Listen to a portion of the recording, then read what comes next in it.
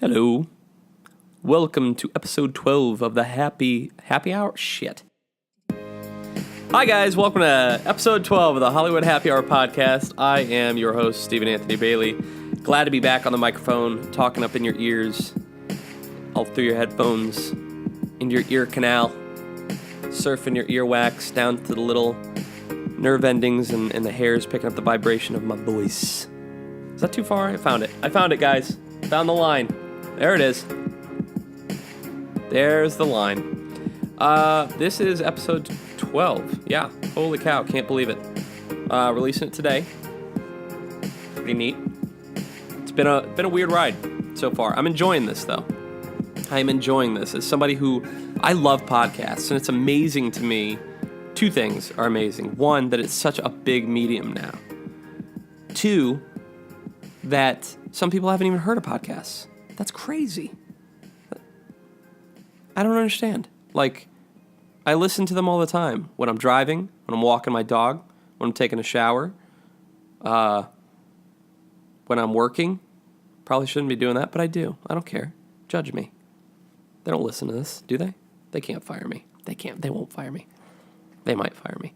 I listen to them all the time, and I'm just like kind of excited to be sort of part of it, even in the smallest, newest way. And I've talked to other podcasters asking for advice, and there's really no rules. People say their opinions on what they like, but, you know, until I hear that people hate what I'm doing, I'm going to keep on doing it. And even after they say they hate it, I might just be like, well, you don't know what you're talking about. It's kind of how I do with all of my acting anyway. It's been fun, though. I can't believe I'm on episode 12. I've actually recorded episode 13 already and scheduled 14. I'm going to stop saying what episodes are coming up because it keeps getting switched around based upon things that pop up. People's schedules change. My schedule changes. People come in from out of town. Like my dear friend Ben Biggers came in to town. He's touring with Beautiful, the Carole King musical. It's at Pantages right now. And he's acting and performing in that. And so I said, well, while you're here, let's definitely hang out because I haven't seen you in years. And while you're here, jump on the podcast, dude. It'll be fun. And so we're going to do that. That episode's going to be weird. I already know it. I already know that's going to be a weird episode, but I'm excited to record it. And I'm excited about this episode. This episode's with Steven Cole. He's another South Bend native, as is Ben Biggers. I'm amazed at how, like, these early episodes are just sort of autobiographical in a way. Like, we're starting with all the people I started out with when I started acting, and we're, like, bringing them on the podcast because they're here in L.A. I'm like a magnet for South Bend people, which is neat. This episode is long. It's a long episode. But I think it's very, very interesting. I think there's something interesting about talking to people before they've, like, made it, you know? And interviewing people is interesting because I'm learning a lot. I'm learning to shut up, although I don't in these two episodes, but I'm going to start trying. I am doing way too much talking, as I do in real life, as I'm doing right this second in this intro, this long-winded intro. But I am learning a lot about me, not just to shut up but and let them answer the question before I come up with 9 new thoughts, but I'm just learning new things about, and I'm learning new things about these people that I've known for years. But doing the podcast, you are able to ask people questions that you wouldn't normally ask in everyday conversation. I don't sit my friends down and interview them and grill them about their life and their choices. Maybe I'll ask a question here or there, be like, you know, oh, what made you, move to California or whatever it is, you know, but I'm not asking like, so why did your parents love you? Did they, or whatever I ask. But it's interesting. It's fun. It's something new and different for me to do. And I hope you guys are enjoying it. Share it with your friends. Do it. Let's get these stories out there because it's storytelling. That's why I like it. I'm figuring this out as I'm talking about it. I like it because we're telling a story through the questions. And then in between the questions, we're dropping even more stories in there. We're just storytellers. And that's what we're doing here. God, 12 episodes and I'm figuring it out. I get it. I'm learning. What's going on? I'm reading that Fear book, the Donald Trump book about the Trump administration, written by Bob Woodward. He's an amazing writer. And plugging his book for him or anything, but I can't put it down, man. Like, I love politics, and I just love learning about anything, really, that isn't my field of expertise. But this book, it's crazy. Guys, it's so crazy. And the thing is like, the Trump administration can dispute it all they want. Bob Woodward's record and his reputation is sterling. He records all the interviews. He's got the proof. And these people wanted to talk to him because they know who he is. I mean, he's been around since the Nixon administration. If you've never seen All the President's Men, that movie's about him. The whole deep throat thing, if you've ever heard the term, if you're not into politics, you've heard the term deep throat. And I'm not talking about what you watch when your spouse isn't in your home. I'm talking about Nixon administration, deep throat, right? That was him. That was Bob Woodward. He cracked that case with Carl Bernstein. If you haven't seen that movie, watch it. It's Dustin Hoffman and Robert Redford. How can you not? It's classic. It's a classic movie. And there's no CGI in it, which is great. But anyway, so his Bob Woodward's reputation is sterling, and he's a great writer. It's fascinating because he writes nonfiction in a way a fiction writer would write it, as in and then Trump said, quote, and then he'll say what the quote is, and everyone looked at him incredulously and responded with whatever. He writes it like it's a novel, which makes it more fun to read and easier to read, and in a way makes it seem like it's so unreal, and that's why I keep reading it, because I keep taking a step back, like, this is insane. If this is true, and I'm sure 95% of it is, this is insane. We are living in crazy times. So I'm reading that.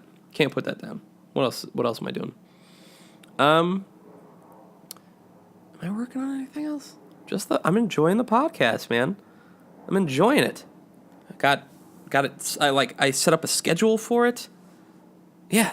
I'm trying to get better at editing it. Like, there's a little bit of a hum I noticed it in the episode with Shannon. I know it's there. And the episode 13 has a trash truck went by so loud in that episode. And I can't edit it out. And speaking of editing it out, I rarely am editing these. I kind of want to leave them raw. Sometimes I edit out if I say something stupid, which I do quite often. And I always ask my guests, before the interview, my voice cracked. Before the interview, do you want me to not ask you certain questions? And they always say no, nervously, and I say it's fine. I say after the interview's over, if there's anything you're uncomfortable with, let me know, and I will cut it out. So far, no one has asked me to cut anything out, but I cut some stuff out of episode 13 because I was like, I don't need to be talking about this on the microphone. People don't need that opinion of mine. They don't need to hear me talk about this. Because was my opinion valid? Maybe. But it doesn't. I'm trying not to make this show political. Even talking about this book that I was just talking about, I'm not going to make anyone feel uncomfortable.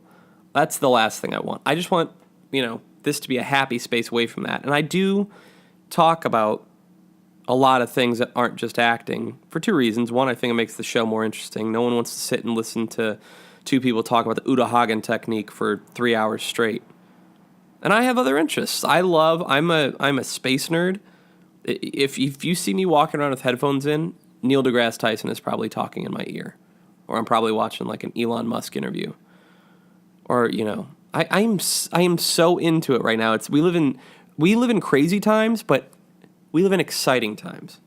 And whether you're a fan or not of Elon Musk, I don't know. You could stir up the pot with that one, but people need to just chill out. Chill out a little bit. This guy is inventing electric cars, sending rockets into space with a plan to terraform Mars. Since we've already ruined this planet, we'll go ruin another one. He's working with Solar City to put solar panels on houses. He's got the Boring Company because he's trying to alleviate traffic in major cities. He's got a lot on his plate. And everything that's on his plate is doing something good for our society, for our species at large.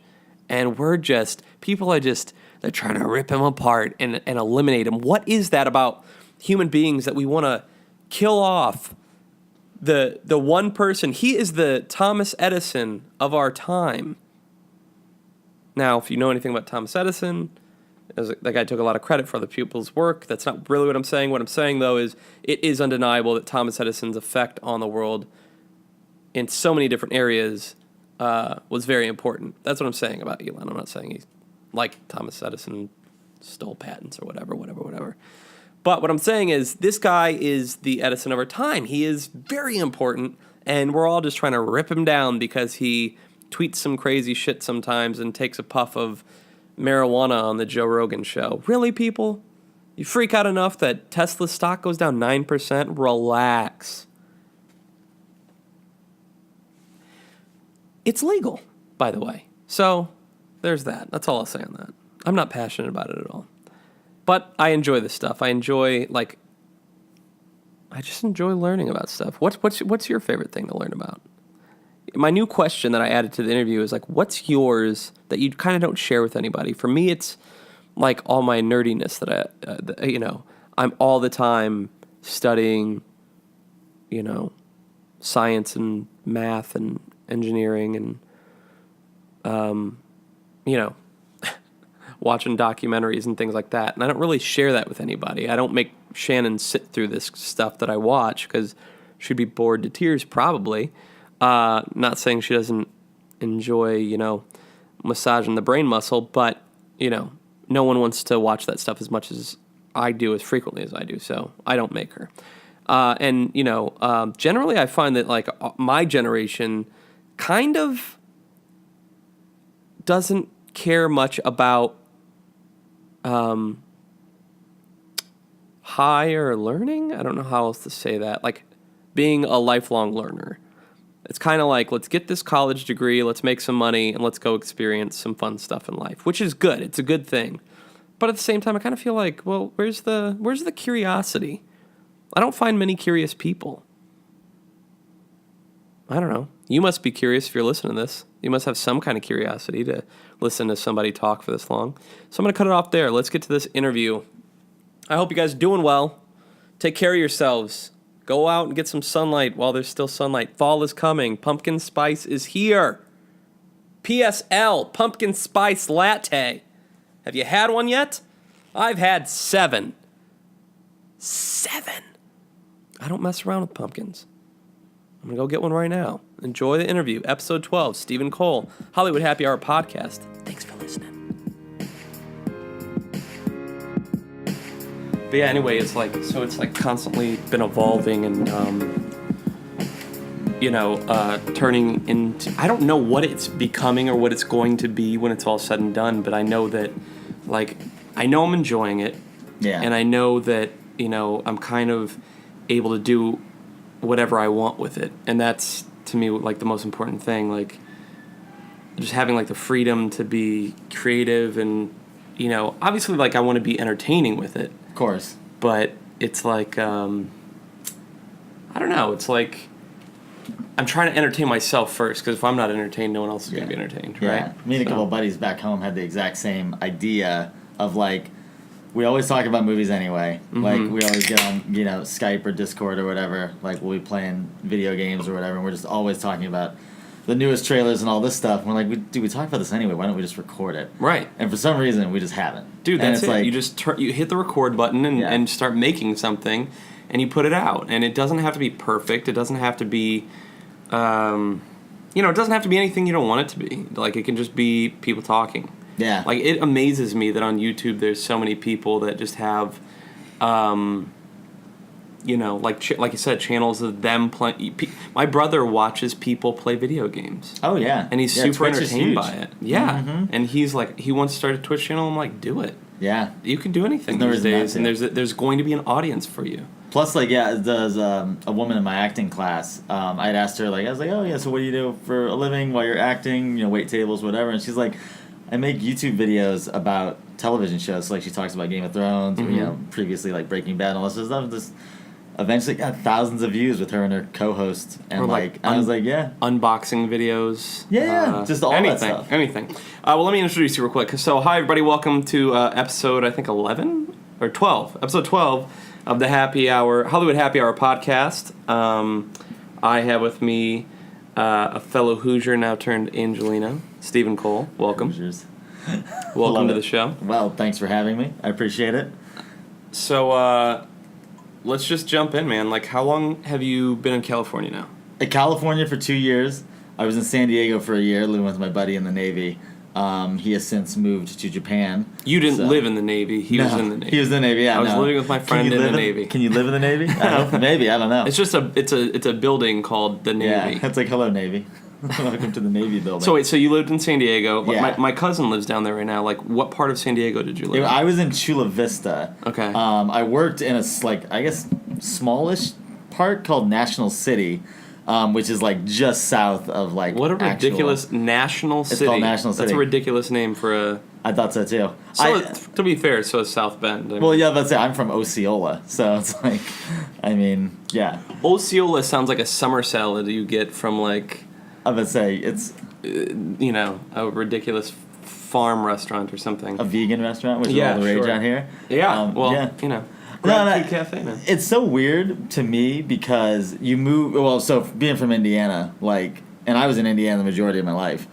I've only been out here for 2 years, and I got to San Diego, and I was sitting there thinking, I'm like, well, I'll just find acting work in San Diego. This not that it'll be easy, because you never think anything's gonna be easy, but you think I'll start here, and then when I'm ready, I'll go up to LA and all this other stuff, and you go to San Diego, or you go to maybe you go to any city, and you just you realize there's so much competition everywhere. Everywhere. Doesn't everywhere. Matter. I was scouring the internet for where's the community theaters? I'll do anything for free. I just want to, student films, whatever. Yeah, I just want to be able to invite someone to see something and whatever. And I couldn't find. And for that year that I was there, I did 2 commercials. One as a PA, production assistant, and then the other one I had a background. I was a PA / a background person, so I got paid a little bit extra, which was nice.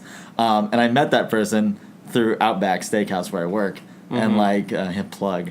And yeah, right. Yeah, they need the maybe they'll sponsor the podcast. They need they need the marketing. Yeah, I met him, and he had graduated from film school, and he was working at Outback while he was getting his film career off, and he's like, hey, I do these commercials for this great call Lively mobile place, and I was like, yeah, bring me on. That was all I was able to get, and it was because I knew somebody. Right. So it was eye opening to me as soon as I got to San Diego, how tough the idea of the journey was going to be. Yeah, that's all I kind of I think I do the actors vlog on YouTube, and I write a blog and I do this, and the whole thing was sort of to, I don't like when people are lift the veil or whatever, show people behind the curtain, but more so to be hey, this is harder than you think it is. Yeah. If when I was in Indiana, I think I knew it was going to be hard. I didn't know it was going to be as hard as it is now. Or as hard as I know it to be now, rather. Yeah. And so I thought to myself, man, I kept saying, I wish I would have known then what I know now, because I would have saved a lot of time, I would have saved myself a lot of pain, etc. And anyone who's listening to this has probably heard me repeat this ad nauseum, but that's the whole reason why I started doing this stuff, was to share it with people so that they could prepare for the battle that they were going to go into, because it's to me it's no different than a UFC fighter trains and trains and trains to go into battle, and yes, as actors we know to train for our craft, but we don't know to prepare for the battle of the business side of it and marketing and just getting that crowbar and breaking into it. They literally, we use such weird terms like breaking into the industry. Think about that. That is psychologically preparing you're doing something illegal to get into the industry. You have to, or you have to cut throats. They always say, oh, that person cut somebody's throat or whatever. It's very violent, the verbiage that gets used, and it's very war tactics sort of stuff, to where I'm just okay, you have to. It's very political. It's very unforgiving. It's very. It's just so like high risk, no matter what level you're at. Yeah, I think I was listening to an interview with I think it was Bill Burr, and he said something that really opened my eyes because I never thought of it this way. Because you come from a small town in Indiana, and all you see is the glamour. Like that's it. Yep. You see the red carpets, you see the Gucci and the Prada, and you see all these like things, and you think, oh, well, so once you break in, once you get any level of success, that's what it is. And he just basically says it's like, dude, like we work 14 hours a day. We work 16 hours a day. Like this is a job. And no one thinks of it. Like job. No one who doesn't live here, I don't think, or has some, background in the entertainment industry realizes like it is work. Yeah. Like it is a job. And like it was really eye-opening to me because I was like, I just didn't see it that way. And I don't think anyone from the Midwest really sees it that way as like, oh wow, like. And it's also a job that's like it's nigh impossible to get hired into. Like it's not like you're going to just apply. It's not like any normal job where you just if you're qualified for it, you can do it. Well, there's millions of qualified people out here. There's no rules too. Like people can scream at you in the face. You can be fired for no reason, and you can't sue for wrongful termination. It literally is the wild, wild west. You know, and I think about that all the time. But before let's go back. So were you born and raised in Indiana? Yes. Yeah. Now are you originally from Osceola? Yeah. I basically lived in the same house so I went to Ball State for 2 years in college, but other than that, I pretty much lived in the same house for like 30 years. So did yesterday feel good to you? Getting that ass whooped by Notre Dame. Yeah, I know, right? Yeah. Are you more of a Notre Dame fan? Yeah, I'm more of a Notre Dame fan. So my friend actually asked me, he's like, hey, so Ball State, Notre Dame, who you rooting for? And it's like, well, so I didn't graduate from Ball State, although I do have an affinity for Ball State because I did enjoy my time there. I think yesterday was actually the perfect scenario for me because we kept it close, as relatively speaking, against. It was a little too close. Good on Ball State for doing that, but I was a little bit disappointed that Notre Dame didn't just like spank the shit out of them. Yeah, exactly. I mean, if Ball State had won, I would have smiled a little bit and then really been disappointed, been like, oh, but come on, Notre Dame. Because at heart, I'm a Notre Dame It'd be like fan. watching your brothers fight, and then one of them wins, and you're like, wow, you beat your brother's ass. Like, but your other brother got his ass whooped. Like, plus, I went to Ball State football games, and like the vast majority of them we were getting. I mean, I don't think I was there during like the 0-12 season or whatever that we had like whenever I was in college. But God. Like we had a lot of like we played a game against Miami of Ohio when Ben Roethlisberger was quarterback. That's when I was in college. So yeah, me and Ben Roethlisberger like basically the same age. Jordan, you remember Jordan Mullins? Yeah, of course. He went to Ball State. Oh, he did? Mm-hmm. Yeah, he went there. I think he went for 2 years too. Really? It was either 1 or 2 years. Yeah, he definitely went there. It's a weird because that is people consider Notre Dame and even South Bend sort of a college town now that all the industry has moved on to different places. But like Ball State is a legit college town. Right. Like, that's Muncie, literally Indiana. all it is. Yeah, I mean it's just that because I used to remember driving outside of campus on weekends and like there was a movie theater and like that was it. Well, the interesting thing about South Bend being a college town because of like Notre Dame and St. Mary's and IUSB and all the other little colleges that surround it and kind of pull together to make it a college town. But the interesting thing is that Notre Dame does provide and is starting to provide like infrastructure for industry to be in that small town with really like high tech. Yeah, it's growing big, like fast. Yeah, big and really fast. Cool. Which is it's so interesting because providing jobs for that aren't just like pulling levers and pressing buttons. Yeah, they put and they put so much into it, and it's I don't know, it's not something, especially when I was planning to move, because I'd had the plan for a long time, and unfortunately never pulled the trigger. But like, I felt like after I moved, I would come back, every 6 months or so, and I'd realize like, wow, they've already built a lot more stuff. So like clearly someone or Notre Dame or whoever is putting a lot of money into the area, which is just great to see because. Hey, well, I mean, Mayor Pete is who I think I can't wait to kind of see what he does with his political career because he's like terrific. He seems like he's just really, really, really put together and I don't know, he's kind of nailing it. But yeah, I mean, when I've been out here for June 11th of this year was 7 years. So what are we at? Like 7 years, couple months. Yeah, 7 years and nice. change. And so like there's like turnabouts and new restaurants but overall it's still the same vibe. It's like there's just a couple of shiny new toys there. It's still the same vibe. It still feels very small. The people still feel the same, which is an insult and a compliment, and I mean both of them. Yeah, right. I had the Notre Dame game on last weekend, playing through the TV in my living room, and it was like a very sort of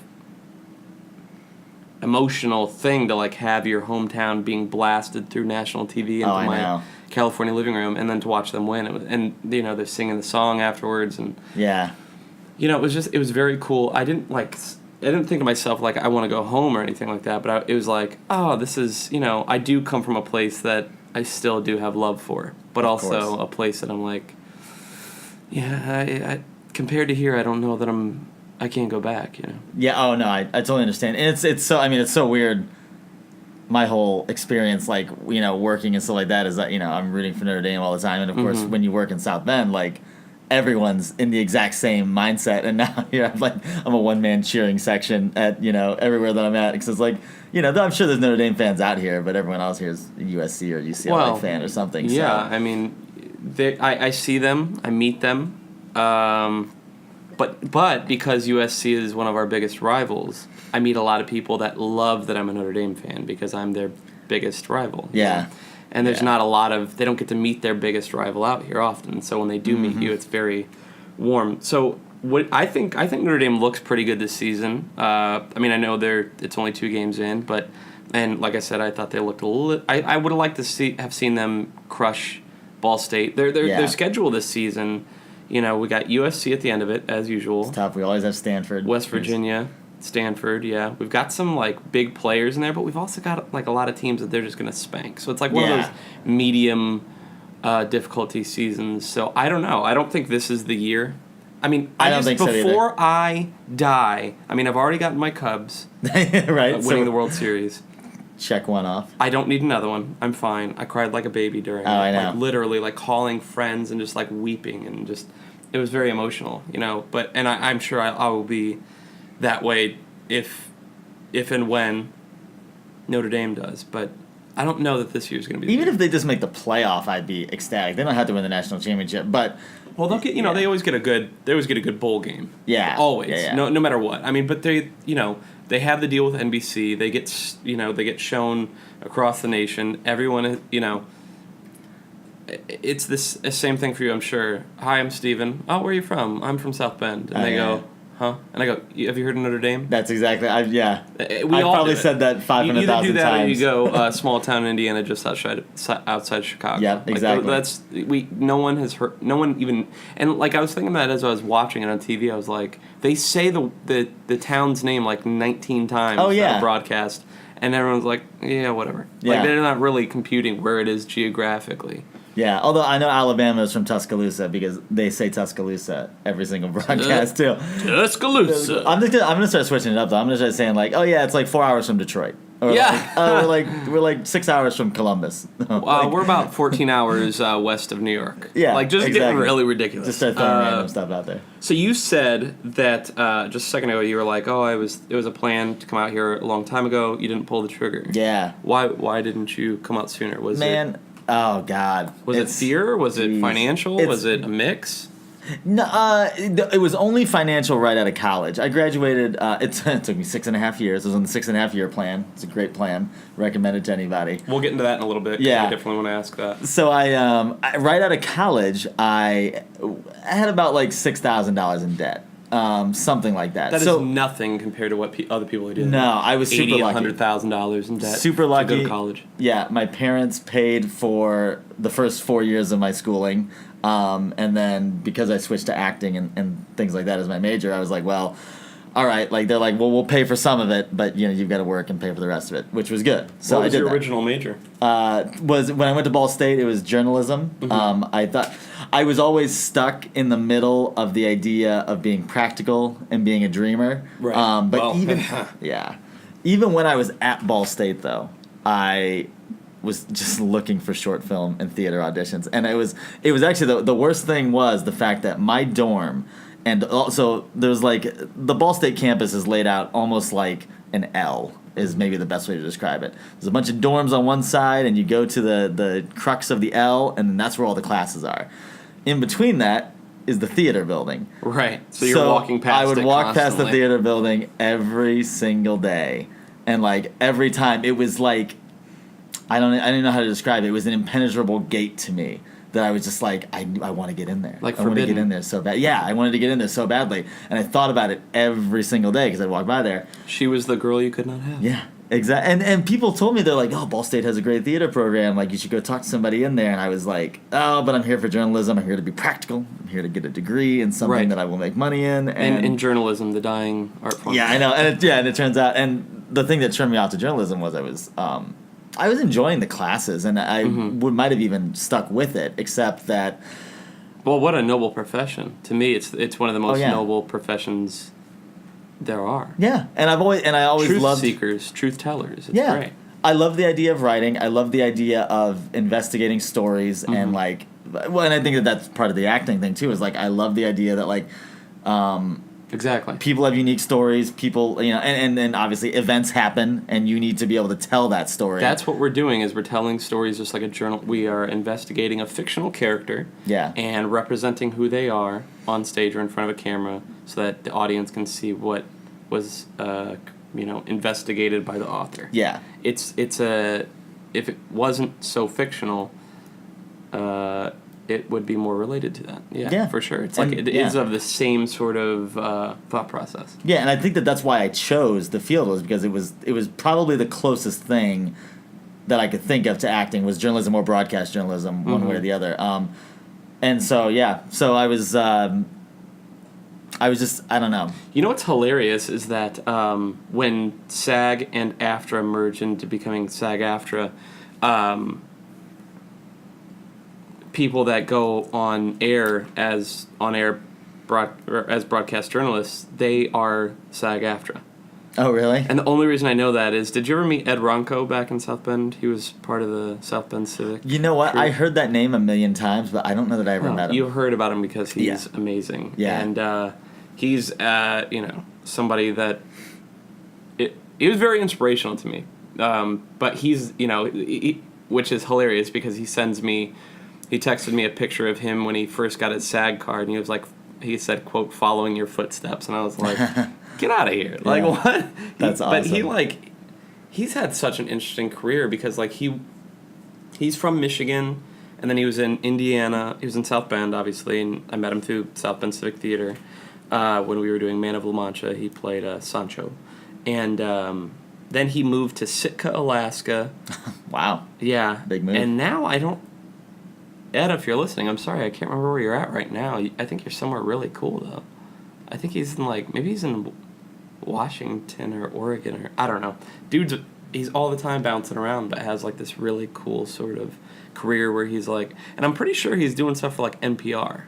Oh, really? He's, legit. Yeah. Dude, see, that's very nice. No, go on. Well, so what was, do you have, when it comes to journalism, do you have, favorite...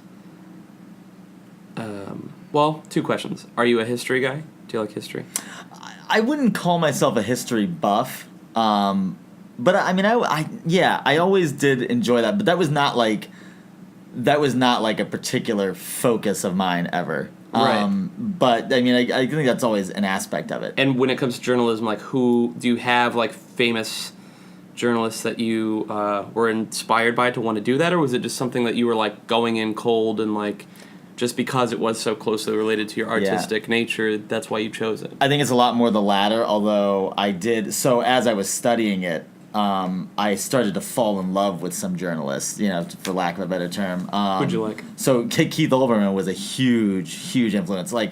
I used to listen to the Dan Patrick Show on ESPN Radio back when it was on, and he would have Keith on, and I only knew Keith Olbermann as an ESPN anchor. And I was like, so, and you're used to journalists as, and not to mean this as a pejorative, but you're used to the Dan Rathers and the people who are just very frank, straightforward. Tom Brokaw. Yeah, your Tom Brokaw's, who I love. They're great. Yeah, great. But they Heroes. don't really have an opinion, and they're not supposed to, and No. that's good. And so I would listen to him on the Dan Patrick Show, and I thought they were so entertaining on there that I was like, man, I wonder what else Olbermann is doing. Can't just be doing a guest Right. spot on that. And then one day, Dan Patrick mentioned, you can watch Countdown on MSNBC with Keith Olbermann, and I was like, I'll check this out. Turned it on the first time, and I was like, I don't know, this is for me. Because I wasn't really into politics all that much out of high school and college. It didn't really matter to me. Right.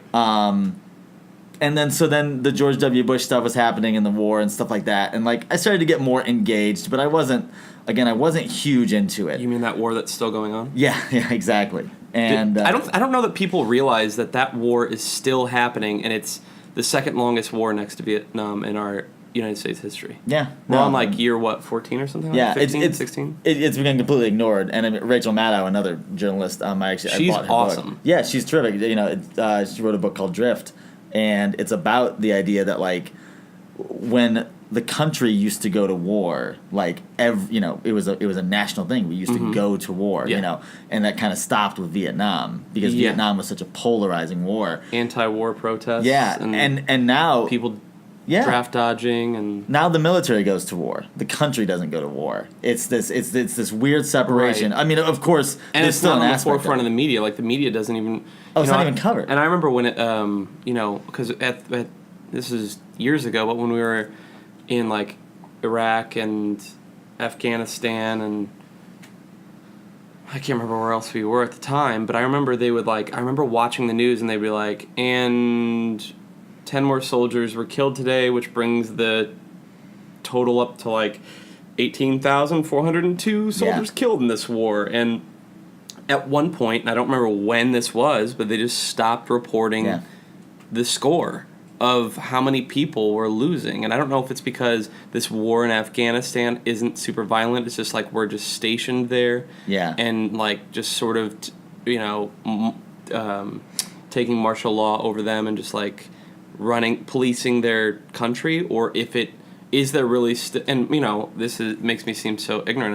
I should investigate this question, but my cousin was a Marine. He did a 4-year stint Sure. campaign. I don't know what you call it.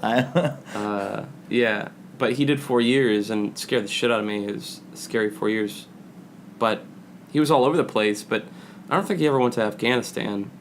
So I don't know how many troops we even have there. It's worth looking into. You know what? I'll make a note and I'll look into Afghanistan, and I'll report on this after the episode. There's an H in there somewhere. And just think about that. I assume this is 5-6 years ago when they it is more of an afterthought now than it was then, and it was already an afterthought. Yeah, big time. It became that very, very quickly.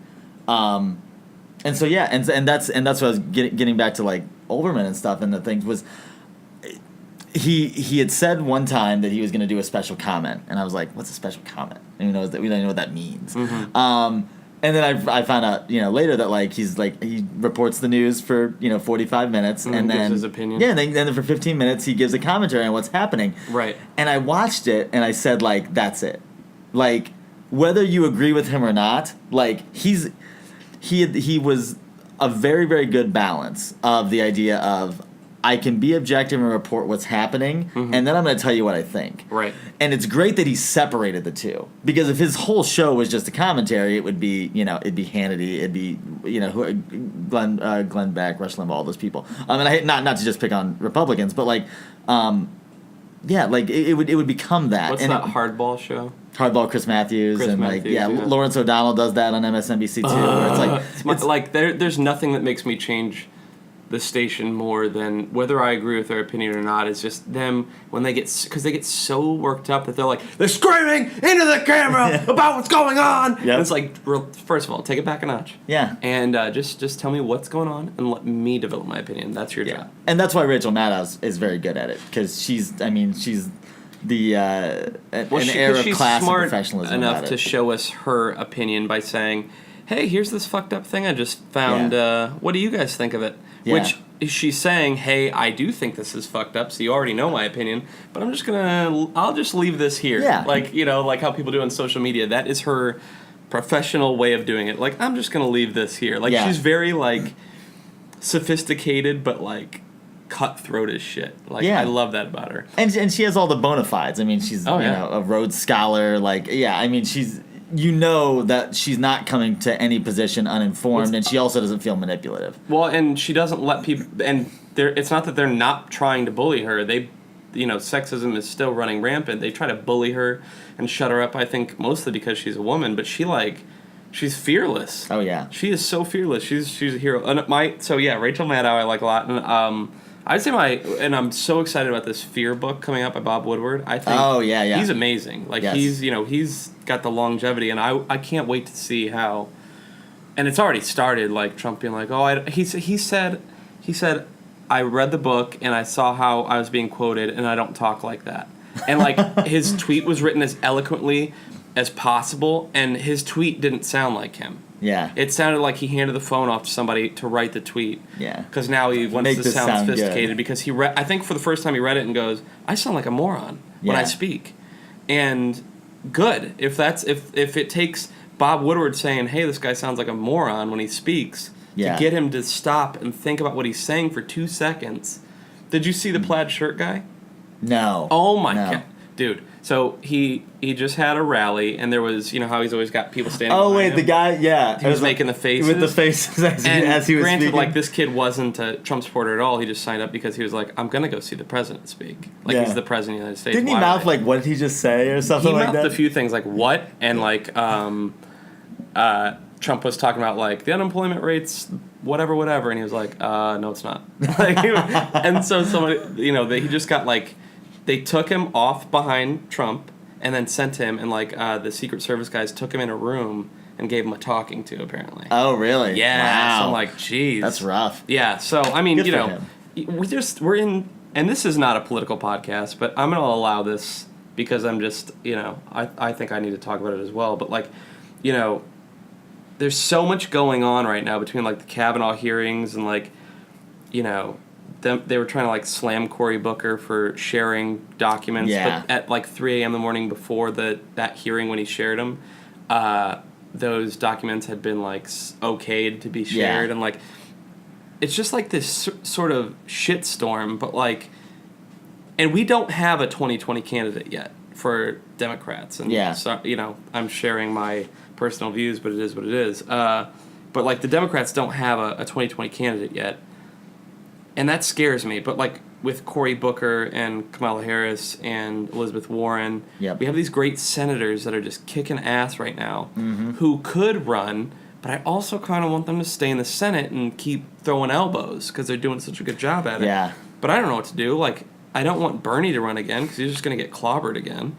See, that's a tough one. I mean, I've talked to my friends ad nauseum about this, but, I'm still, I'm still a big Bernie guy. I would have no problem with it if he ran again, and I somewhat agree with Bill Maher. Like, people who think he's too old or whatever, like, that's just, it's ageism. He also doesn't comb his hair. That's a big. Honestly, that's a huge problem. His suits always look like they weren't pressed.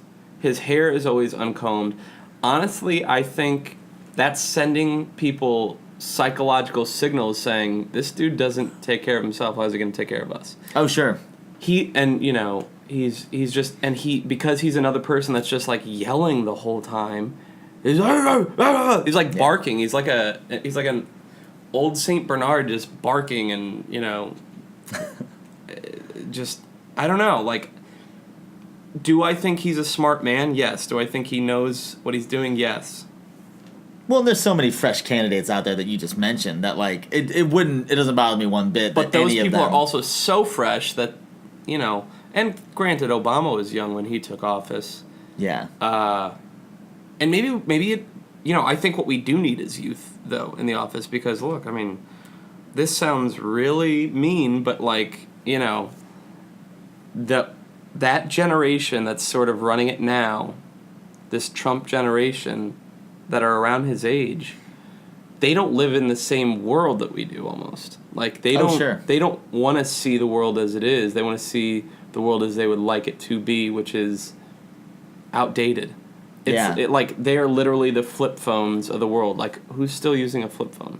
Right? Like these are the flip phone politicians. We just kind of need to upgrade. Well, I think it goes back to even everything that we've been talking about, though, is like, I mean, Obama's a great example of someone who was just, you knew he was wise beyond his years, right? Like, wisdom is not something that a lot of people would... And I don't like to speak bad about the man because I am such a big supporter / fan, but like... Look when he came into office, his views on gay marriage had to flip.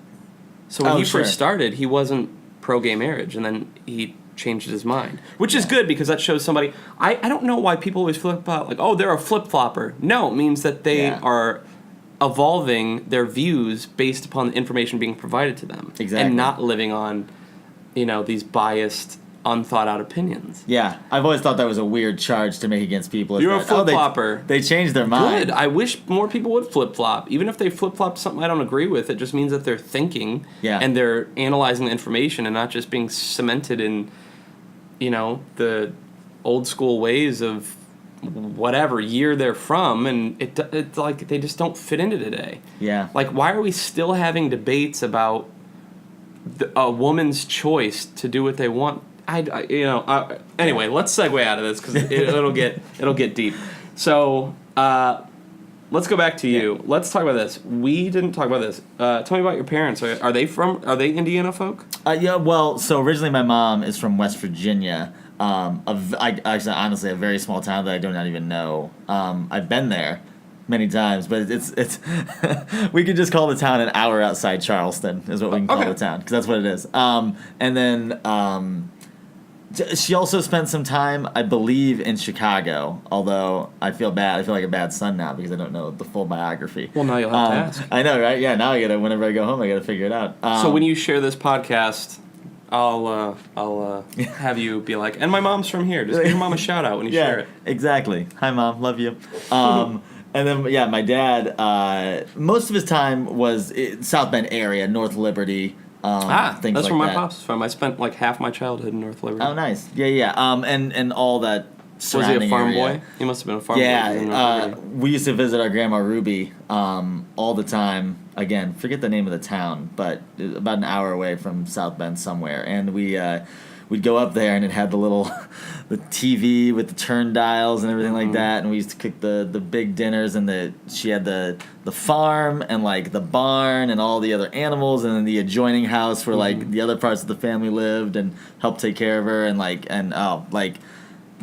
those were. I mean, I really do miss like the sounds of the birds in the trees and the smell of the farm, like not the shit smell, but like the smell from like coming off of like just off the field and like doing family reunion style cookouts and like dude, there's something different about it, man. It's just so peaceful. It's so like well, because you're so in tune. I think it's so in tune with nature where you're sitting right now, you can't get further away from nature. Yeah, right. Everything around you right now is electronic. Everything around you is cement. And there's like outside the window right now, there's like 3 trees just trying to survive. Yeah, right. Like, you know what I mean? Help like us. Just trying to get some sunlight and some water. Like we don't live in nature.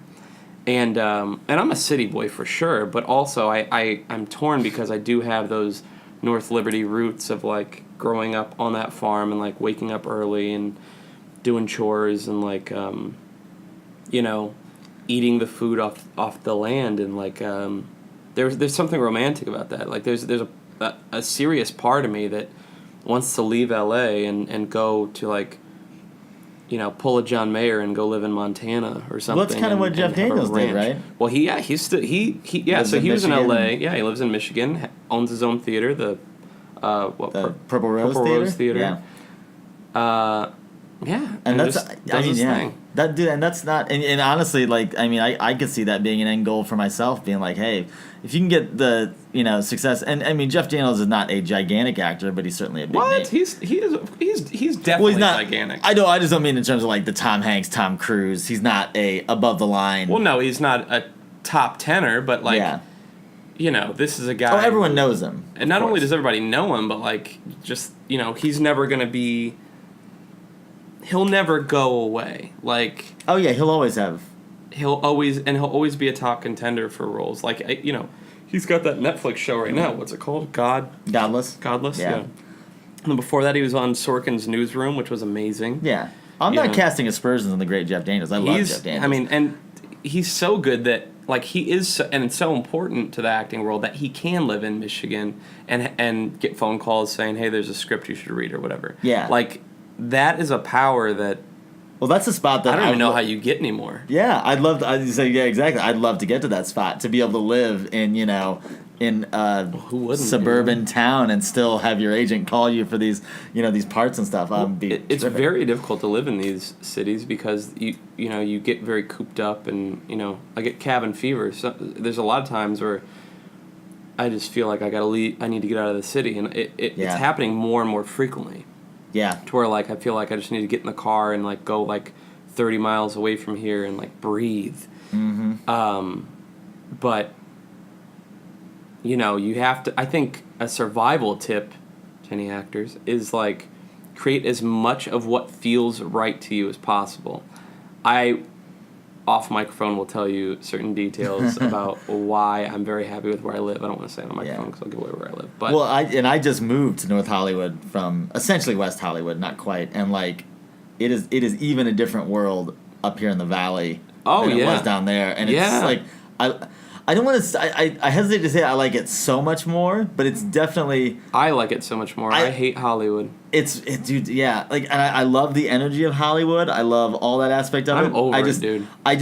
I only want it in doses. I want it in the doses that I can take. You know what I mean? It's like I have an allergy. I want one glass of wine a night. I don't want the whole bottle every night. You know what I mean? I am gluten free when it comes to them. I'm just like cutting it off. Nah, it's like don't want to get bloated. Like seriously. I don't know. It's like I'll be driving down the street and I'll be like, I hate this so much, and then I'll catch that glimpse of like just a row of palm trees, or I'll see the Hollywood sign. Oh, I still geek out at the Hollywood sign. Okay. Even now. Like I worked so hard to come out here and like worked so hard to stay here, and I don't know, like it's very difficult because I am torn. Like I said, there's a lot that I don't like about out here, but a lot that like, okay, I need to be out here because this is where there's a lot of reason to be out here. People with my same sort of viewpoints are here. Yeah. The work isn't necessarily here because it's all outsourced to Atlanta, Vancouver, New York, Chicago, Louisiana. In fact, Los Angeles, I think, is in 4th place when it comes to things being shot here.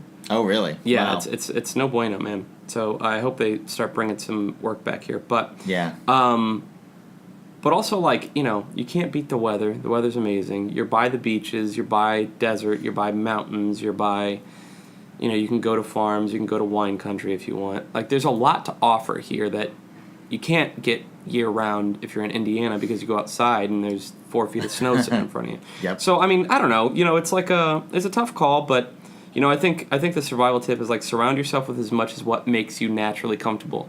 Like, if you were, say, still back in Indiana, what was it about Indiana that made you comfortable, right? So for me, it was like, okay, I need the access to big, sparse areas of land. Okay, well, I just need to start making more road trips then and, like, getting out of the city. So, like, whatever it is for you, I would say, like, think about, like, where is my happy place and just try to get there as much as possible. It's not easy to get there all the time because you got to work and you have to pursue things, but you also have to, like, continue to find as much balance in your life as possible. We're all the time I talk about balance all the time. Balance your diet, balance your sleep, balance your exercise, balance, don't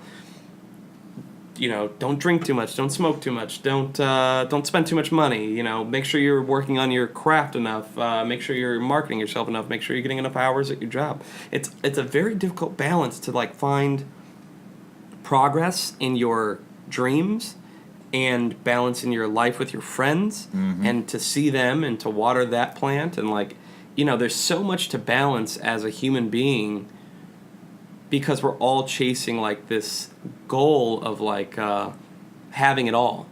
Yeah. Like, Sure. forget the American dream.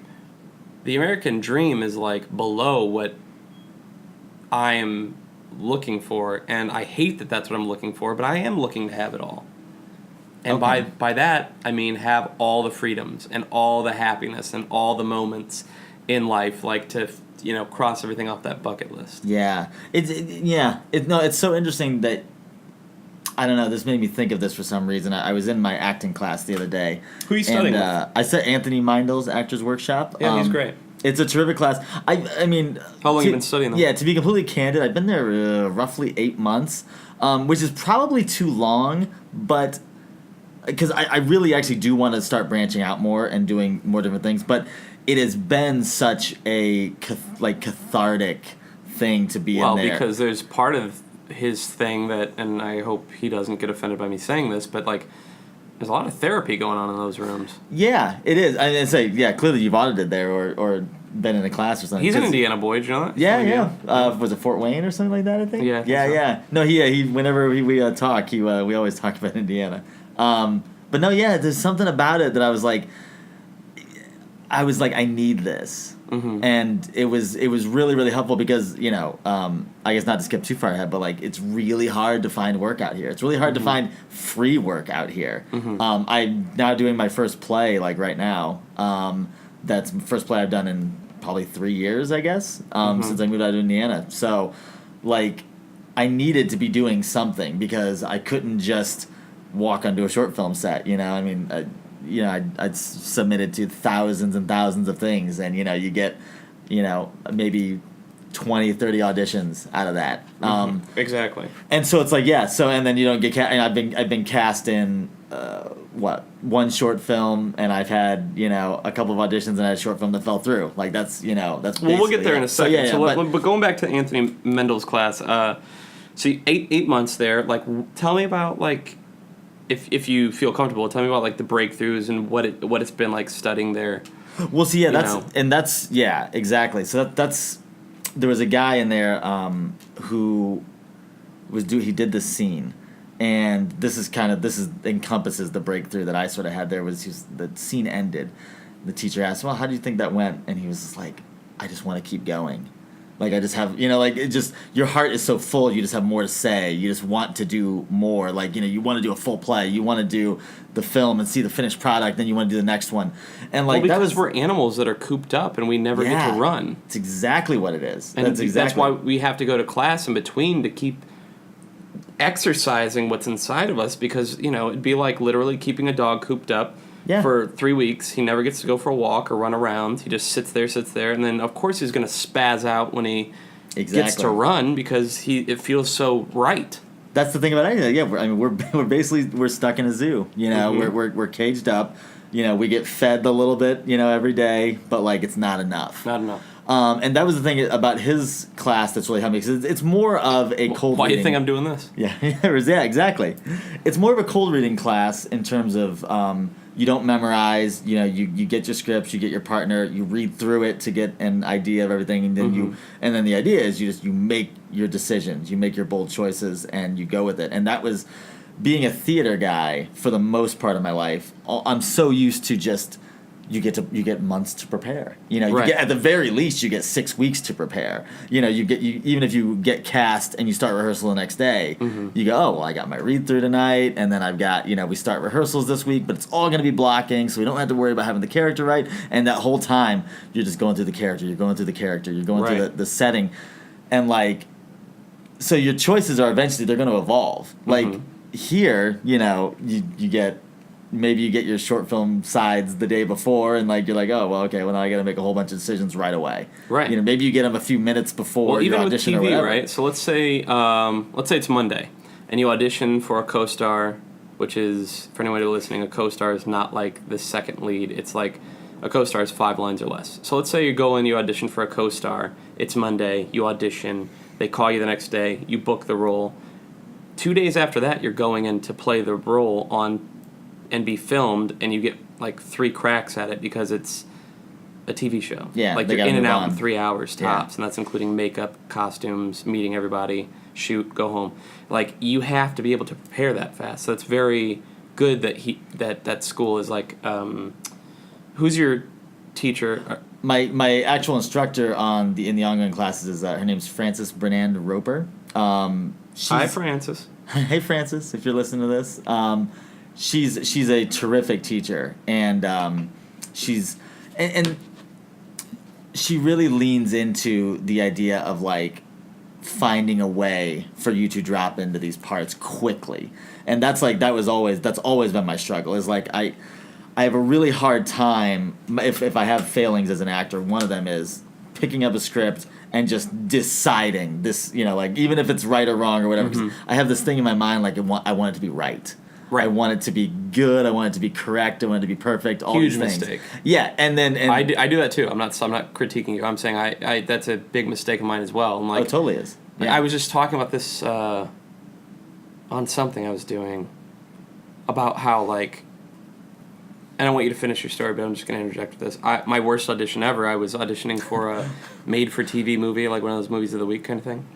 And the role was written older than I look and that I actually was. So I was intimidated. I went in there and I just like played it safe and like played it how I thought that the other guys would probably play it. And of course I didn't book it, but I don't care that I didn't book it. I was just mad that I didn't go in there and do choices that meant something to me. And like, why didn't I like... say, well, if they're bringing me in, maybe they're thinking about rewriting the character to be younger. Yeah. So play my age doing this instead of like trying to do what I think they want. Yeah. This is my time to do what I want. I need to go in there and I need to make my choices. That's what I'm being hired to do. If they're hiring me for what I do. Yeah. What Stephen Anthony Bailey does. Or if they hire you, they're hiring you for what Stephen Cole does. I'll tell you about my worst audition at some point, but yeah, that's exactly that's exactly what they're kind of teaching you is like you need to start with yourself. Right. Like find the similarities, find what you can in this part that is you, bring as much of you out, and then those are the shortcuts. Yeah. And it's like, and that's what the craft is, right? Is the craft is the ability to do all this stuff extremely fast and to be able to get in those spots where like you're giving a solid performance with not a lot of prep time. Because if you can get those things out of the way, it gives you so much more time to discover while you have the words coming out of your mouth. Exactly. Which is why, like, I think get off book as soon as possible, because until you get off book, you can't discover anything. Yeah. I mean, you can discover while you're sitting down reading it, but there's some times when magic strikes where you discover something in the moment, and that's the thing that you're trying, like, hitting a home run is not easy, right? And those people that are cranking out home runs, if they're not on steroids, have such strong technique that they can up their chances of cracking a home run each time. That's what we need to do. We need to prepare enough so that we can try to connect with that ball perfectly and discover something in the moment. That's the goal that's what craft is as an actor. Yeah, it'd be nearly impossible for someone who's never played baseball before to walk up and hit a home run on their first pitch. You know what I mean? Right. It's like, that's where the craft comes in, and that's what this workshop is like. The studio is really, really good at. Right. And it's just, hey, here's your script. Like, go read it with your partner, or in this case, if you're doing an audition, you're just reading it obviously by yourself, and like come in and make a decision. And that's the cool thing is like she knows, she's very intuitive. Frances knows whenever you're not in the spot. Whenever you're not in the spot where you're supposed to be, whenever you're generating stuff, you're self-generating, you're just whatever, and it's not truthful. She's like, hey, all right, well, let's try this. If an acting teacher doesn't have a good bullshit meter, he or she shouldn't be teaching it, because that's what all this is like just trying to get the real shit out and showing you how to get there, because you can't really teach people how to act. You can only teach people like how to get out of their own way so that they can figure out how to act and figure out how to get to that truthful place, because I've seen so many actors that have trained with all the greatest teachers in the world, and you see them act and you go, have you ever acted before? Like, and what I mean by that is like they've read pages before and gone to acting class, but they've never really like acted before and like been in the moment, and really been in that zone of like honest artistic portrayal of character. Yeah. And I see that a lot, actually, especially out here, because so many people... The New York actors I respect more, and I wish I would have... Sometimes I wish I would have gone to New York. I mean, I'm glad I came out here because, you know, I'm getting a wife out of it, and I've had all these great adventures, and, you know... That's not bad. No, I mean, I've had these great opportunities, but at the same time, like, New York actors don't fuck around. Yeah. Like, they are serious about craft and serious about, like... getting we're out here, it's like people come out here, they go, I took UCB 101, am I ready for stardom? It's like, no, you're not good at all, you're not ready for anything, you know? Yeah. So let's go back. Please. So you started at Ball State, you switched your major, and then you went to IUSB, which I went to. I went to that theater program. This is not going to be a fun conversation. No. I hated going there for I dropped out. I would love to, here's the thing. So I graduated. I would love to know, and all my friends listening to this are going to know exactly what I'm about to say, which one of us hated that place more. I dropped out, so I think I kind of... Now look, you took the action. I didn't drop out because I was afraid not to get a degree, because I had promised myself for my family that I'm going to get a degree. And not getting a degree, I wish I would have. And it is a bucket list thing. And in fact, I'm planning on doing like internet classes and things like that in my spare time, which I have none of, to get a degree for two reasons. Like, there's part of me, and this is psychologically, this could be completely diagnosed as having nothing to do with what I'm going to say it has to do with, but like, I do have an inferiority complex when I'm next to somebody with a college degree, because I'm like, oh, they're smarter than me. And I'm a competitive person by nature. But people with bona fides can be, I mean, if I'm sitting against someone with a PhD in theater, of course I'm going to feel intellectually inferior to them and be like, well, of course, this person studied, everything. But it doesn't, it doesn't completely mean shit, but because if they haven't been on my side of the table where I have all my experience and they have all their experience, it doesn't mean that one experience is better than the other. However, because there's a stamp on a piece of paper, I'm intimidated. Yeah. No, it's very stupid, but also it's like, I do want the joy of accomplishing that, of getting that degree, because I put, like I said, 3 years into it, and I couldn't take it. I couldn't take it there, and they were mad at me because they were mad at everybody, to be fair, except for like two people. But yeah, they were mad at they were mad at me because I was going to Chicago, and because I wasn't missing classes. I wasn't like ditching or anything. But they were mad at me because I was going to Chicago. They were mad at me because I was doing plays at South Bend Civic and Elkhart Civic and New World Arts instead of doing their plays. Yeah, they offer the IUSB degree. Plays. They don't offer the South Bend Civic degree. No, of course not. And like, I didn't want to do their plays. Like, I didn't want to do Trumpet and the Swan. Well, not just that. Even if you didn't get cast in one of the school shows, you couldn't go out and do something else. It's like that's so stupid. It's the exact opposite of what you should be encouraging. That is nonsense. You should be encouraging actors to act. Yeah, it's the whole point. Not to build your sets. If they don't want to be a set builder, don't have take the scenic what is it, stagecraft class where you build some sets. Fine. Stop forcing them to do it afterwards if they don't want to, because it's not their path. Yep. You wouldn't force an accountant to, well, I don't know. I don't really have any guess. I'm sure but you understand what I'm saying. There's an analogy there where, you wouldn't force somebody to do something that they weren't going to do. You wouldn't force an accountant to, do physics, right? Because, that they're not trying to, send rockets into space. So, anyway, my point is that happened, and then, I don't know, I was doing that, and then I started actually making some money, and I booked a couple of feature films. Nice. And it was getting very difficult to keep going there and repeating day after day, going into these classes that I didn't feel like, I was learning from. Mm-hmm. I wasn't being inspired by. I didn't want to build sets. I didn't want to do the makeup class. I didn't want to do any of that stuff, although am I glad I did? Yeah, but did I want to at the time? No. I wanted to follow where people were where I felt like I was actually learning was by doing these plays that I was doing and doing these films that I was doing. Yep. And while I was doing those, I was being applauded for them. And was getting attaboys for. And then I go into the school, and they're, like, making me feel like shit. You're and, like, shit. Yeah, ostracizing me from the program. Yep.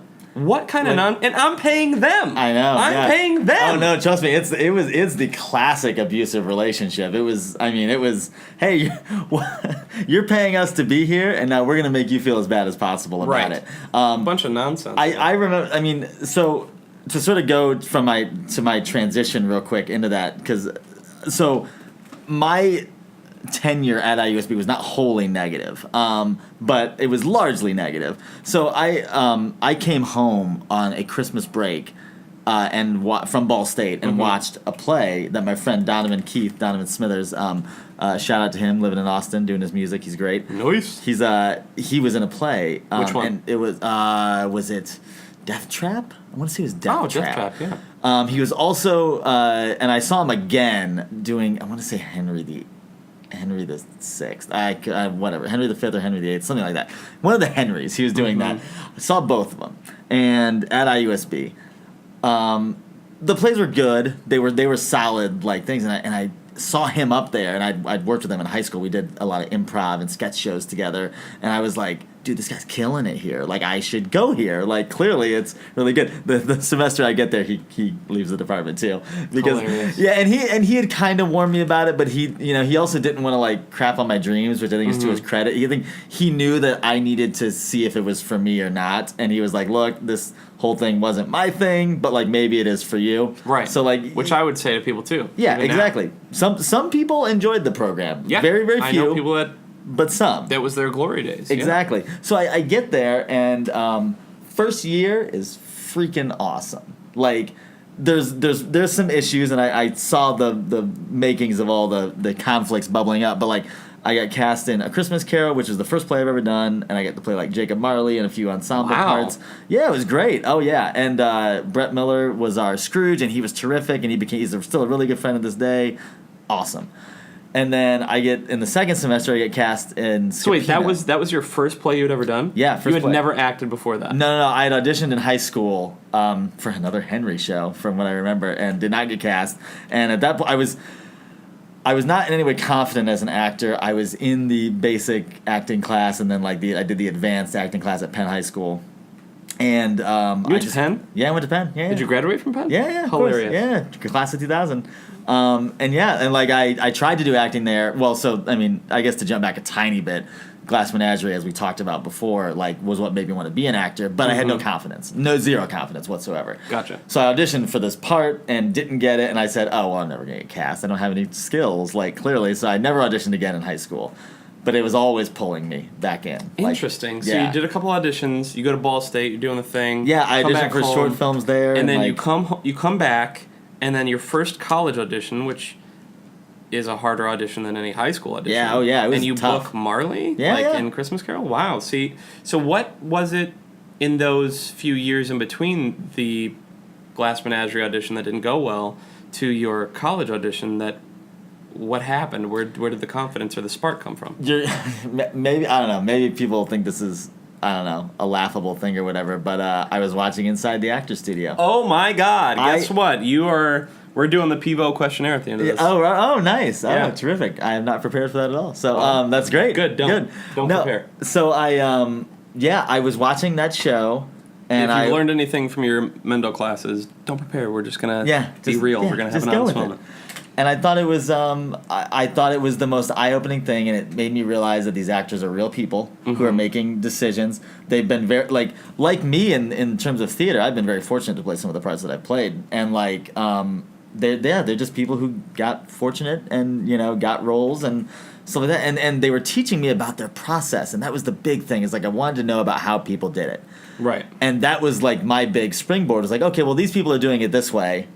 I'll see if it works for me. And I would just start trying stuff. So anyway, when I got to IUSB, I was at the very least had some amount of a base of okay, I can try some random stuff and see if it works. Right. So I just started doing, random stuff. And then Did that second semester. I got cast in 2 shows. ones? As Winnie the Pooh. I was Winnie the Pooh. Fuck, in dude, Winnie that's the Pooh. awesome. One of the worst experiences in my life, but also Why? Because of the kids? No. The audiences were great. No, I love the kids. It was me and the director, who I think he might still work there, did not get along Right. at all. Here's the thing, and this is why I won't say that it was a wholly negative experience. He pushed me harder than anyone has probably ever pushed me. For Winnie the Pooh? Yes. Yeah. Why? That's a great question, and I would love. It's Winnie the Pooh. I'd love to ask him this question. Were you not eating the honey quick enough? No. Here's the thing. So there's a scene. Was your belly not out of your shirt enough? No, is it I because wore you the didn't hula have hoop. pants? I wore the hula hoop. Or because you wanted to wear pants? Yeah. No. Oh my god. Here's the exact moment. At the beginning of the play, he skips on stage and says, "Isn't it funny how a bear likes honey? Buzz, buzz, buzz. I wonder why he does." So You're we're still off book. I know, right? Look at you. Oh yeah. Oh, I can crush this show right now. So I skip on stage and I do that, and he just goes, "Fuck, you're not happy enough." And I go, "I'm sorry." He's like, "Yeah." He's like, "You're not fucking happy." And I'm like, "Okay." He's like, "Yeah, do it again. Be happy." I'm like, "All right, I'll do it again." Now, let's do a deep dive into the Winnie the Pooh character here. Yeah. He is a happy-go-lucky soul, but however, he's not like there's. He's not walking around in ecstasy the whole time. Let's talk about Winnie the Pooh. He doesn't wear pants. Yep. Okay. Factually correct. He likes to wear a shirt, a red shirt. Yeah. I don't know why. He loves honey, and he always sounds like he took one too many antidepressants. Oh yeah. Oh, But I had the so Winnie he's the- like he is happy, but he still sounds a little. Oh, I love the honey. I'm a little messed up. Like Yep. he sounds a little trash. Yeah, he's yeah. I tried to do the voice and everything like that. I'm not sure how successful I was. But yeah, no, that was the thing about it, man. I was sitting thinking, I'm like, yeah, like he's happy, but like as with anything, like he's got conflicts. He's got to find this honey. He's not, like you said, he's not jumping around like Right. on crack the whole time.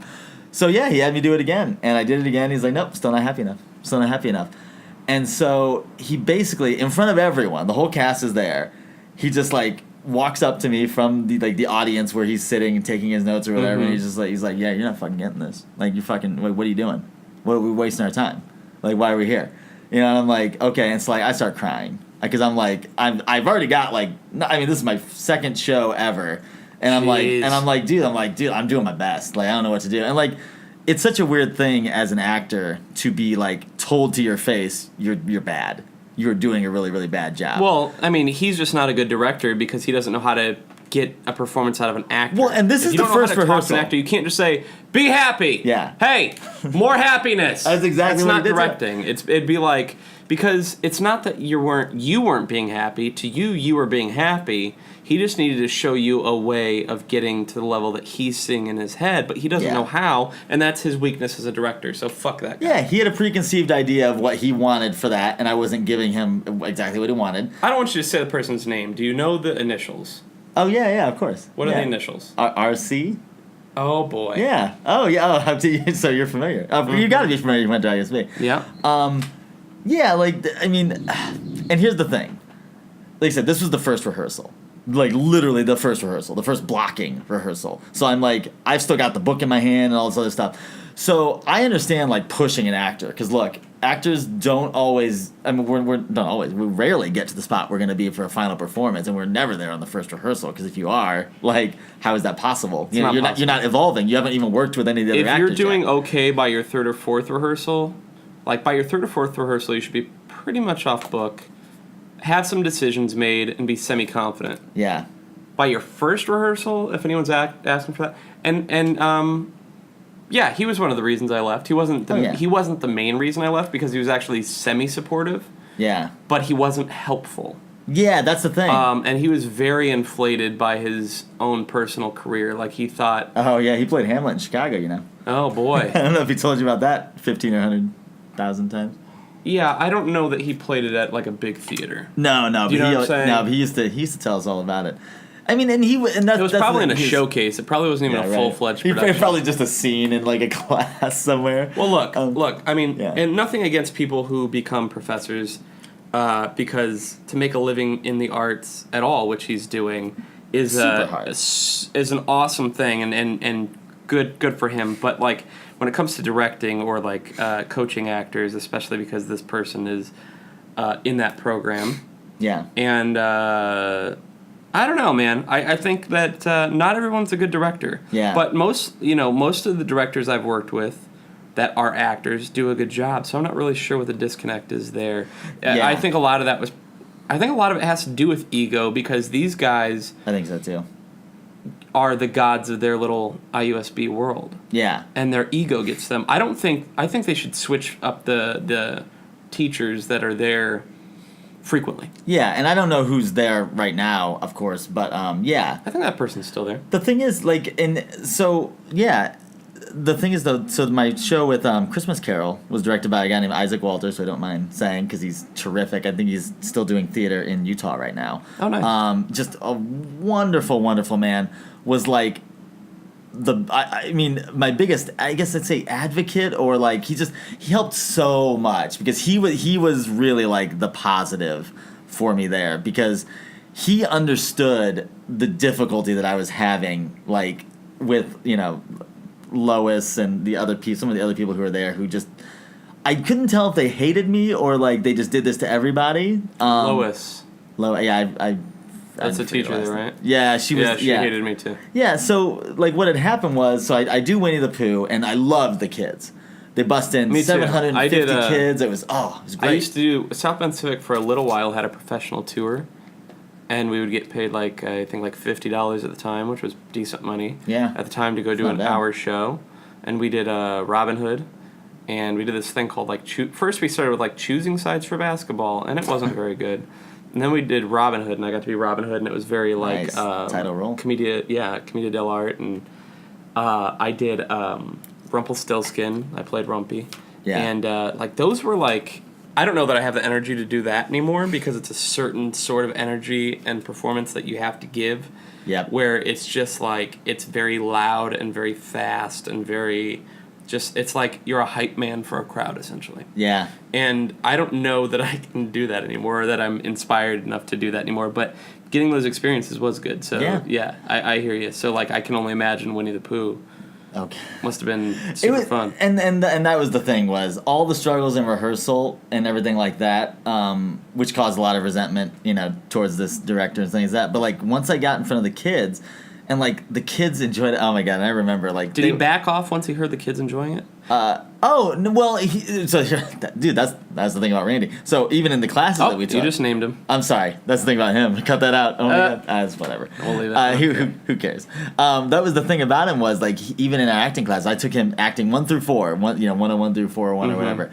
He would hand us the scenes, give us our partners, and then he would just leave.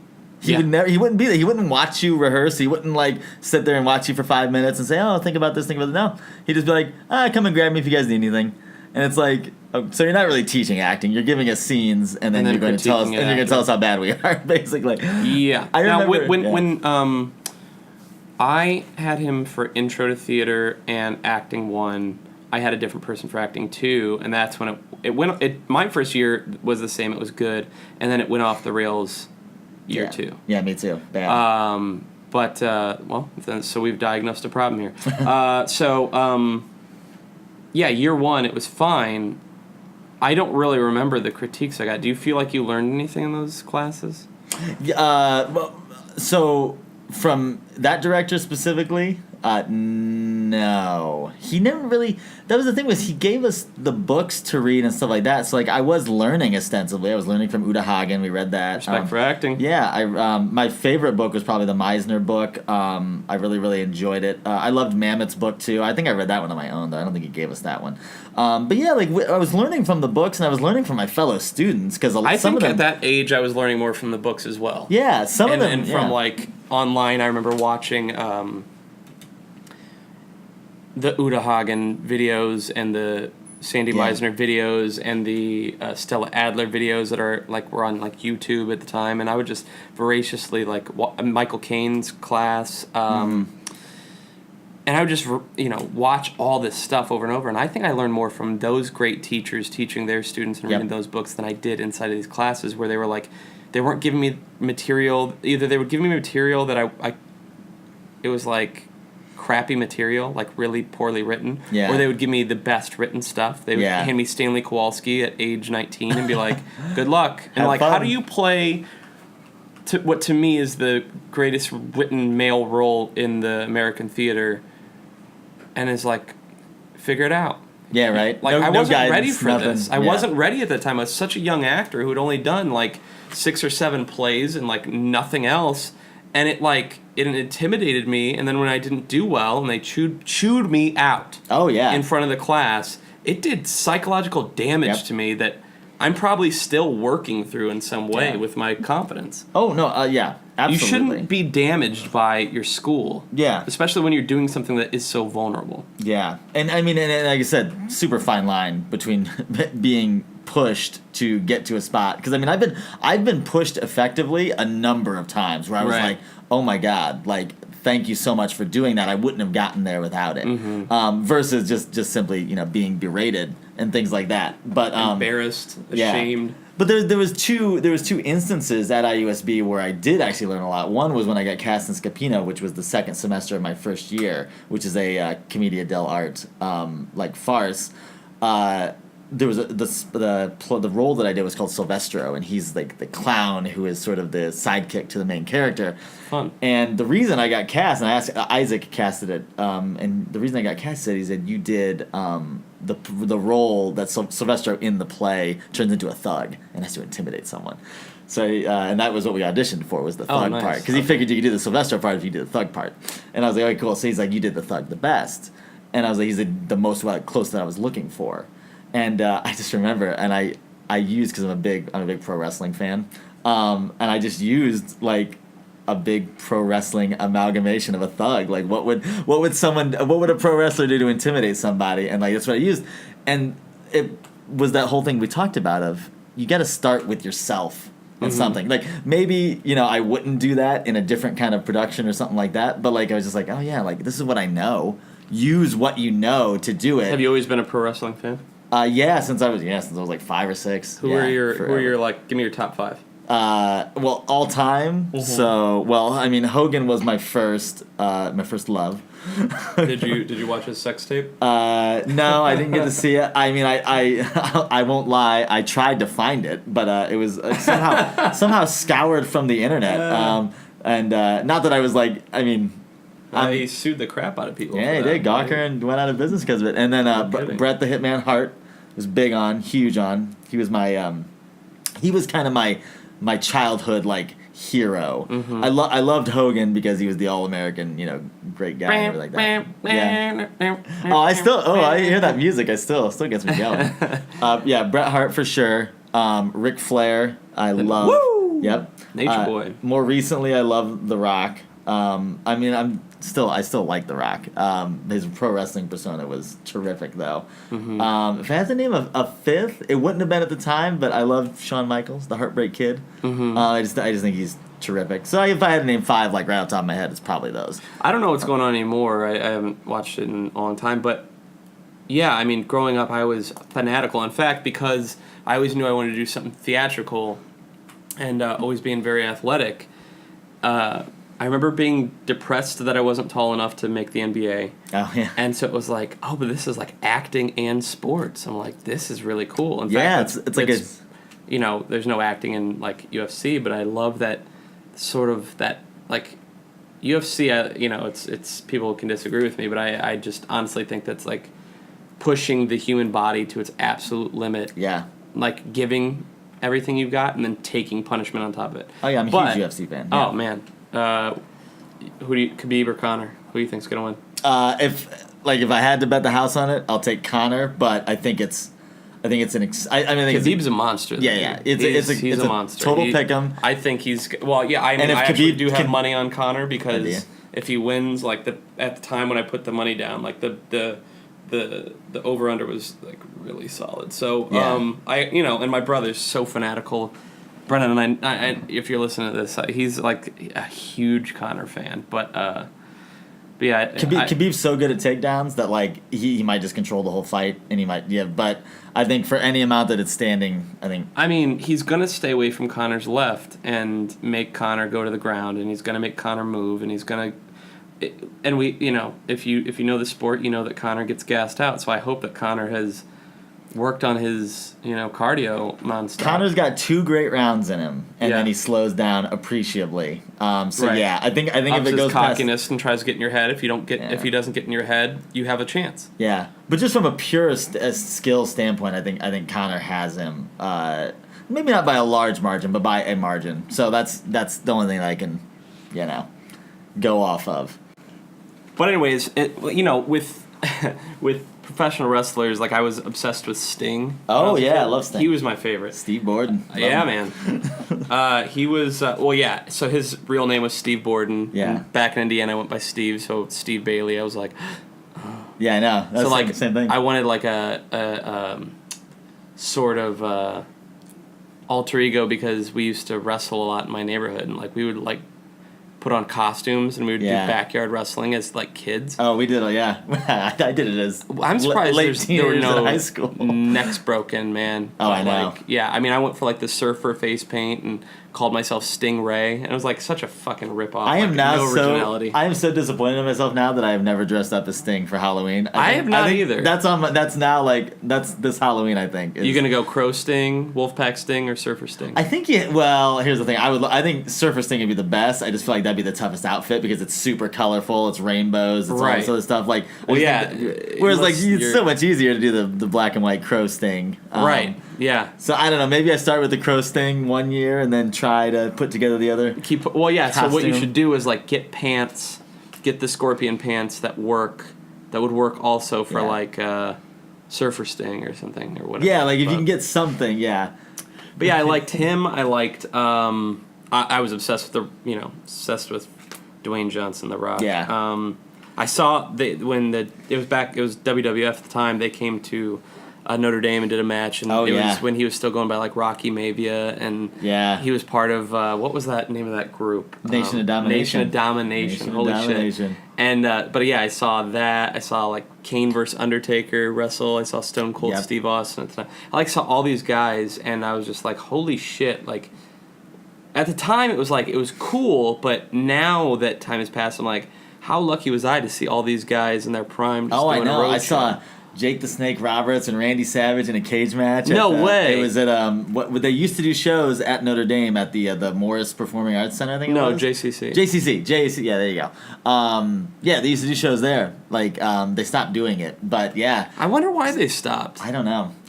It was funny. I actually looked on the internet recently. They have an archive of literally every single show. I did too. That's how. And I found out the show, and I was like, oh yeah, he was on that show. He was on that show. I wanted to. I had to prove to whoever I was talking to. I was like, no, I saw all these things in one show. They're like, no. I was like, all right, there's internet proof, baby. Thanks to the internet.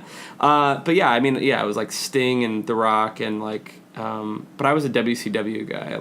I loved WCW too. I loved Goldberg. More. Oh, I loved Goldberg. Goldberg was crazy. Yeah. But I mean, I don't know. I can't really remember who I was like really, really into. But I just know like, Stone Cold was pretty cool. Like I liked that whole thing, and that their storylines were ridiculous. But, and Under the radar, I loved attack each other. Oh yeah, Under the Radar, I loved Tito Santana.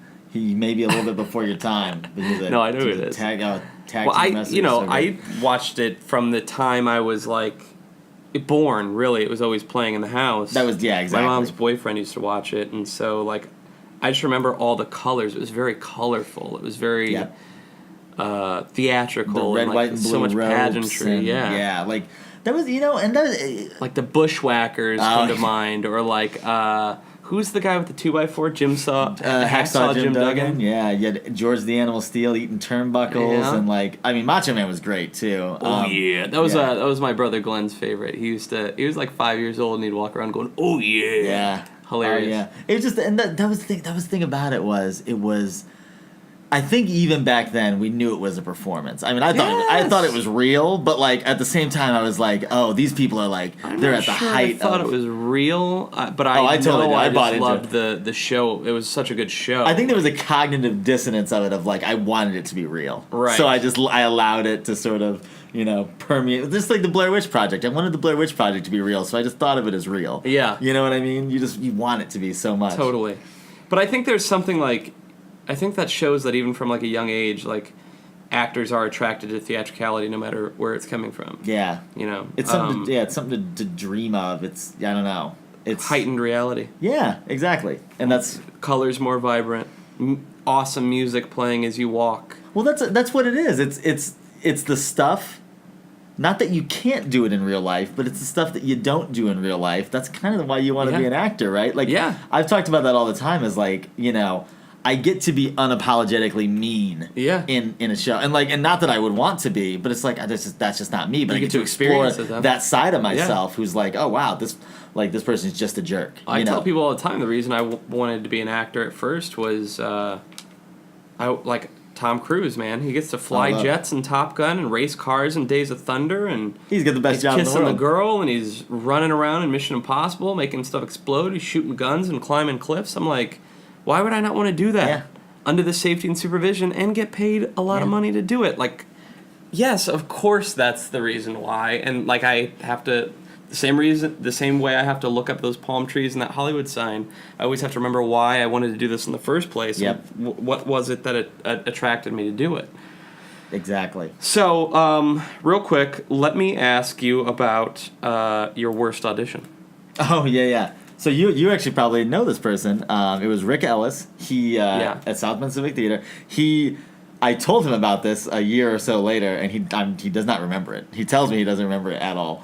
So it was Dracula, and so I had gone in because I was at the point in my life. I want to say this was like 2007 or something like that, where I was like, where I was like, I'm just gonna audition for everything. Like I just want to throw it out there, and like, because I was out of college and I was getting out of debt and I was working, so I was like, but I'm like the creative juices are flowing. I'm like Dracula. Oh yeah, like Drew, this is great. Like let's do this. So I go in there. This is a fun dichotomy too, because I had simultaneously my best and my worst audition there. So I auditioned for Seward for Dracula. I auditioned for the part of Seward, and I thought I crushed it. Like, and here's the thing: I never feel that way about auditions. I have felt that way about maybe a half dozen auditions in my life, where I was like, oh yeah, I killed that one. Like I was like, well, I felt like I was completely connected. I knew what I was saying. Like I was in it, and it was awesome. And I was like, oh yeah, like I'm getting this part, right? And so of course I was feeling like really confident. Is Seward the crazy one that's like in the like in the prison? No, he's the. Who's that part? Oh God, I don't even remember. I mean, it was that's the one obviously I wasn't in the show. I think I auditioned for that and I didn't get it. Yeah, he was. I remember the monologue that kind of was in the audition that I had to do was him talking about how he'd rather be burst into driftwood than be apart from this woman. The Winona Ryder character in the movie. Like then be apart from her for a day, basically. And so yeah, thought it was great, was awesome. So I'm feeling really good. And this is a large group audition taking place at the Firehouse in South Bend. So it's a small 50-person. Which they don't have anymore. Did you know that? Oh, is it gone? No, they just sold it, but they got rid of it. Yeah, which they should have. I mean, it is what it is. For the amount of rent and upkeep, probably wasn't worth it. So it was this 40-seat theater or whatever, and like every seat is full with potential actors, and then they have the little chair and desk set up with the stage manager, and Rick Ellis is directing. And he asked that question that I usually just stay seated for, but he's like, hey, does anyone else want to audition for any other parts that I didn't see them for? And I was like, I'm feeling good about myself. I'm like, yeah, I'll go audition for Dracula. I was like, yeah, I didn't get to read for Dracula. Can I read for that? So, luckily, several other people had other parts that they wanted to read for as well, so they did it. Well, now I'm remembering so much of this. Okay, go ahead. So they were you at this audition? I auditioned for that one part, but that was it. Okay, because we may not have been on the same day. No, I don't think So, so. so anyway, so I go up there and realized that I had no idea what I thought Dracula was. Like, I just didn't know. Oh, so your ego took you up there, yeah, right? my ego was like, well, I just killed this one audition for this one guy. So I'm like, dude, I can do anything. So, so I go up there and I was the most just ate shit, monotonous, like no passion, nothing. Like you think of Dracula, I mean, you could think of almost any number of things. Like maybe he's a monster, maybe he's a passionate lover, maybe he's any of these things. I was none of those. I was literally just a wooden robot. Did you do the accent? No, did nothing. Nothing. Literally stood there, looked at the. I think the scene was with and just read the Van words. Helsing. Just read the words, but read the words with no point of view. Like, not even my own point of view. And I knew it. I could feel myself bombing. Look how much you learned from that, though. You learned about ego. You learned about needing to come from a point of view, needing to make choices. Absolutely did. No, it taught me a ton. Like, I'm glad that I had it, because I had not had an audition that disastrous in my own mind to that point. And so I was like, oh yeah, I can't just play any part. Like, I have to, like... Yeah. I have to, at the very least, from my own perspective, understand, okay, well, who do I think Dracula is, and make a choice on it. Even if the choice is not what the director's looking for, do something. Exactly. Just do something. Well, and then my mentor, Michael Kripe, wound up playing the older version of Dracula. Oh, yeah. The very talented Anthony Panzica played the younger one. Yes, yeah. And their auditions were terrific. I don't even know why I auditioned after I saw them. They're just... Well, Michael was, but... yeah, Anthony just... super talented. I don't know what he's up to. I haven't reached out to him in a while. I had before the last show I did second last show I did before I left was Constellations back in Indiana. And, great play. Yeah, and we auditioned together for the same part. So he was still kicking around the theater scene. Great. But he was getting married, I believe, or something like that. So it was taking up some of his time. So Well, yeah. I understand how that happens. As that will do. So what do you think that was your best audition though when you were trying for? It was definitely it was up there. It was just weird though because I didn't get the part. So that's what actually is kind of funny to me is which is proof that you could give the best audition of your life, but if you don't fit what the director's looking for, it doesn't matter. Exactly. And he ended up casting someone who I did become somewhat acquaintances with, who I think far more did look the part, and he had a good audition too. So I think it was Nathan, and I don't remember his last name. But yeah. Nathan, he was dressed in he had the vest on and the tie and glasses. Nathan Middleman? I don't think that's his last name. Middleman, huh? Nathan. Oh, I know who you're talking about. Yes. Yeah. Yep, I know who you're talking about. Yeah, he's perfect for that part. Yeah, he was. He looked the part, which was. I haven't thought about that person in a while. I don't. I was gonna look up his last name. I'm not gonna worry about it. Okay, well, it was a good audition. Move on from that. So. I ask you that one. Let me see. So so then, I think this was before Dracula. We met during Death of a Salesman. Yes. Yeah. You played Biff, and I played Eugene, the nerdy not best friend, nerdy neighbor who helps out. And Shepley directed that. Shepley was happy. Who directed that? Mark Abram, Copenhaver. Mark did, that's right. And the late Jim Copens. The late great Jim Copens was Willie, yeah. And then Gary Esch, it was in Gary Esch, wow. He was Melissa, gosh. Can I tell you, that audition, not an audition that I thought that I killed or anything like that, I thought I did fine, was one of the most nerve-wracking auditions ever. Well, because it was you, me, and Scott left in the room. Yeah.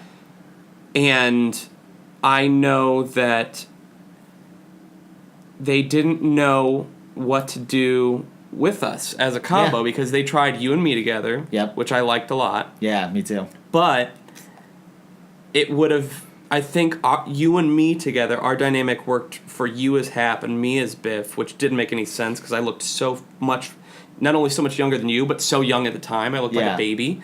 And then me next to Scott, it was sort of the same thing because I come off as this edgy, angsty type. Yeah. But then they put me as silly slapstick Eugene, which somehow worked. I don't understand how that worked, but I'm happy the way it turned out because they made the right decision is my point. Because it wouldn't have worked. I just looked too young, and I probably would have gotten very arrogant and cocky had they given me Biff. Oh, really? Probably. See, that's interesting because I did not do... I did that show at Civic, and then probably didn't do another show at Civic for a year and a half, and I auditioned for a lot of stuff. And I think that was part of it. I think that was part of what led into the... Because I'm pretty sure the Dracula audition came at some point within about 6 months after that show. Yeah. I think you're right, because that was the first show that I did out of college. And was it really? Yeah, really, it was. And I think Dude, you have been able to fall into some pretty damn good roles, man. You've played a lot of great ones. I sent my resume. This is a very industry type thing to say, but I sent my headshot and resume to a friend of mine who was going to refer me to his commercial agent. And the first thing he says to me after I see him the first time, he goes, "Wow, you've done a lot of really good parts. And I was like, yeah, like I've been very lucky, like exceptionally lucky with some of the stuff that I've been able to do. Biff being one of them. And that was the thing about that whole dynamic was, I've felt bad about that forever because I was like, I mean, my audition was good, but I always felt like you should have been Biff or Happy. Like I always like had this feeling of like, oh, I don't know that I deserved that part. No, I wouldn't say that. I don't think the whole thing worked. Don't get me wrong. The way it was cast worked out. Really well. But. I think I would be a good Biff. I think I have something to say as Biff. Yeah. And I think maybe that's what you're. I think that's part of it. Is that you saw me like going in there and I was saying I couldn't have made more choices because it was just like flowing out of me. But it doesn't matter, dude. Like.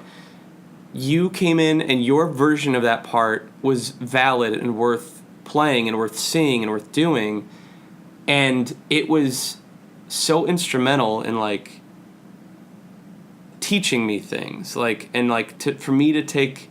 Here's a couple things. Like the scenes that I got to do with Jim were very influential, but like that whole time was influential, and maybe I don't like to talk so much, but let's talk about South Bend Civic. Yeah, please. So it's this one of the formative times of my life. Same. I actually have this dream of going back and doing one more show. Oh, I'd love to. Yeah, I think about that all the time. You know, I want to pitch to them to let me do Hedwig and the Angry Inch. Oh, nice. Yeah, I would love to do that. Oh, yeah. But dude, I mean, some of the people that have been my mentors came out of there. Yep. Mark Moriarty, Michael Kripe.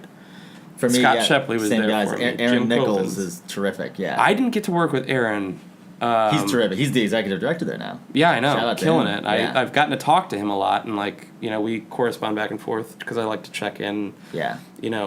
Donate money to them when I can, and when I go back, every time I go back, I usher the shows for them, and I'm always just trying to like help, like keep them going, and like I don't know, but. Because it's a wonderful It's a beautiful place. theater. It's in an old Masonic lodge.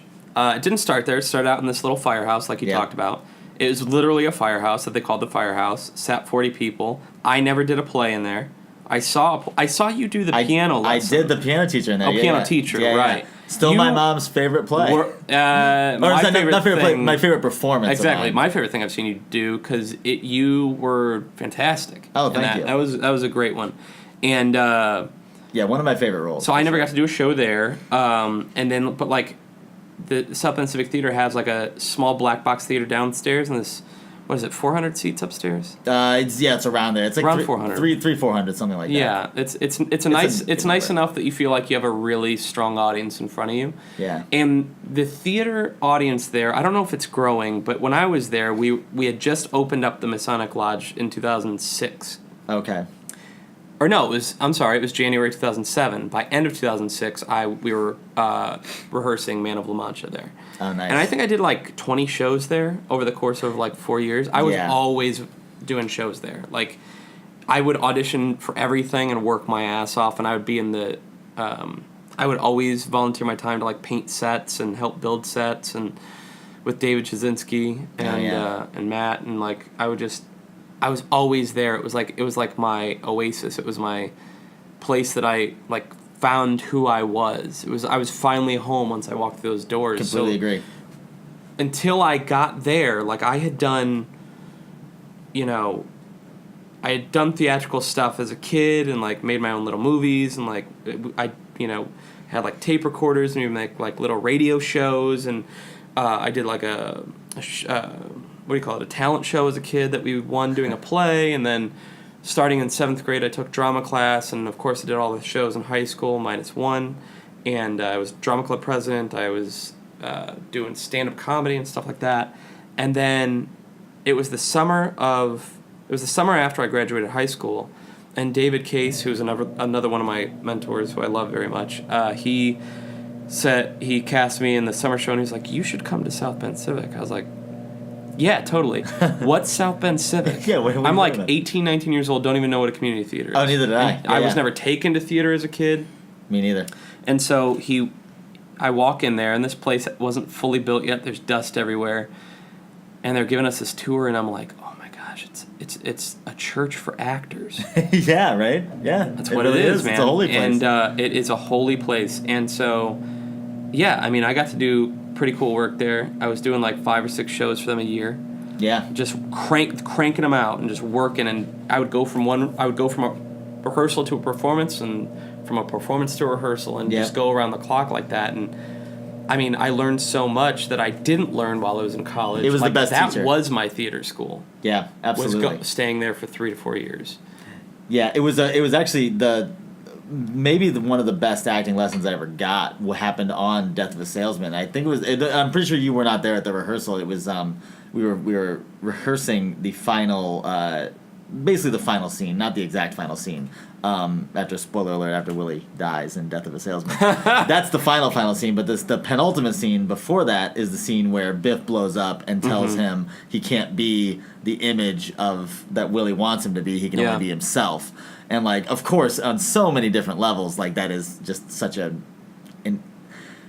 interesting and like prescient thing. Is like you can't try to live in someone else's image. You have to be your own person. As much as other people want something, it's still a masterpiece. Yeah, oh yeah. As much as other people want something for you, you have to want what you want yourself and go after it. And so we're doing that. And Mark, the director, just is like, and this story is the exact opposite of the way I feel like the other director handled the Winnie the Pooh situation. Was he could see I was struggling, and I knew I was struggling, and I was like, I don't know what to do. Like, and internally, I didn't say this. I just was internally was like, I don't know how to do the scene. I don't know what's going on. Like, I mean, I understood the scene, but I was like, I don't know how to get there.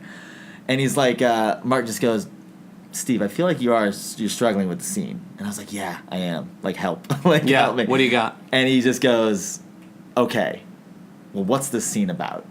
And I go, well, I want Willie to understand who I am. And he's like, yes. So what are you asking him for? And I was like, I don't know. Like, what am I asking him for? And he's like, well, you're asking for his love, right? And I was like, yes. You're asking for his acceptance, right? Yes. He goes, say that before every line. And I go, what do you mean? He's like, literally say it out loud. He said, before every single line, say, please love me. Every other line, say, please accept me. Just keep saying it. And I was like, okay. And I'll always remember this. He goes, okay, all right, well, so whenever you're ready, let's go back to the top of the scene. And I take like 3 steps to the side, and I turn to him and just go, just so you know, this is really scary. And he's like, good, it should be. Yeah. And we did the scene, and I'm just, I say the please love me, I say please accept me, on like that please accept me, just like the tears just streaming down my face, because I didn't understand that what the character wanted was like the love of his father. That's the whole 100%. That's his whole arc, is like, I need Willie to love me because I don't feel like he does. Right. And like, and it dawned on me, and it was so simple. It's not complicated. No. It's just finding a way into that emotional place. And this is what I wish most people would get the opportunity to learn, is if somebody's being mean to you, to ask yourself, what is that person really saying? Yeah, exactly. What are they really asking me for? Yeah, what are the 3 rules? What do I want? Mm-hmm. Where did I come from? Where am I going? Yeah, exactly. When you hear people say that's what you need to do, you're like, yeah, but what else though? No. Start there. Yeah. Bring yourself to the role. Be honest. Be vulnerable. And go. Yeah, that's exactly. it, man. And just get off book. It's like, and going back to like the director that treated you like shit, don't just say, hey, be happier. Say, what is he happy about? Weird. Why is he happy? Yeah, it would be weird to boil like Winnie the Pooh down, but equate Winnie the Pooh. Okay, so Winnie the Pooh is skipping through the forest, and he has really run into no conflict in his life. He has no inhibitions. He doesn't wear pants. Yep. I'm just gonna keep bringing that up. It's hilarious. And he just found some honey, and the bees are buzzing, and he loves the bees because they provide him the honey. So how do you equate that to your life is what I would ask you. Like, when are you the least or the most vulnerable and the most comfortable and the happiest? And have you answer that and say, okay, let's try pretending that that's what this is. And like, great director asks you questions to help you find your own path in. That's right. Yeah. Because I can't force you into a path. I have experimented as a director. And I remember there was a scene, and the actor wasn't getting to the emotion needed, So I kicked the entire crew off the set. I said, you guys take 10, 20, whatever this takes, because this is the most important shot, and I don't care. So just treat this as a second lunch. They're like, okay. And I said, except for sound and camera, and you guys sit behind me, don't roll until I give you a signal. And when I give you the signal, I want you to start rolling and just shoot it. Mm-hmm. And whatever happens, happens. And so I start talking to the person. So this person is supposed to be crying because they have been pushed to their limit in life, and they don't have anyone there to help them because their husband died in serving in the military. So it's like the crucial point at the end of the film, and I was just like, okay, it's dark in here. Just sit down, close your eyes. And I said, do you have a picture of your boyfriend? And she said, yes. I said, I want you to look at it. And I said, just tell me all the good qualities about this person. And tell me your favorite memory with this person. And how long have you been with this person? How long do you plan to be with this person? Now I have to tell you that this person that you're telling me about is gone. I literally just got a phone call outside that this person no longer lives and breathes on our planet. And I gave the signal. I said, start rolling. And this person lost their shit. And of course. Afterwards is still crying, and I'm like, you okay? And I'm giving this person a hug and making sure they're okay. And I'm like, it's not real. You're okay. But you have to see what you just did. You have to see your performance you just gave. Yeah. And so mascara's running down the face, and she's watching it, and it's making her cry even harder, seeing herself cry. Yeah, right. And then I was like, you're fucking good though, right? And she starts laughing, and I was like, that's a wrap for the day. We wrapped early because I was like, I can't put this person through anything else. Yeah. And so we had to add a day of shooting, but it was so worth it because what we captured that person doing, who is still a newer actor, was... beautiful, I'm sure. Beautiful. And I sound like I'm taking credit, but I didn't do anything. You just helped the person get to exposing themselves. Doing what I could do, just relaxing the person, letting them meditate on the moment, and make the moment real for themselves. Yeah. And then recording it. That's a director's job. Yeah. Directing means if I direct you where to go, that's directing. Hey, the store's, take a left over here and then take another left. You'll find it on your own, and I'm not going to take you there, but if you take a left and a left, you'll get there. Yeah. That's a director's job. It's the guidance. Not, hey, get to the gas station. Yeah. I don't know how. I don't know where the gas station is. Figure it out. You'll get there. Don't worry. Okay, am I going north, east, west? Where am I going? And anything. You have to... Anyway. Yeah. So that's my whole thing is asking questions is the most important thing in the world. Yeah. Yeah, exactly. So let's go into this real quick.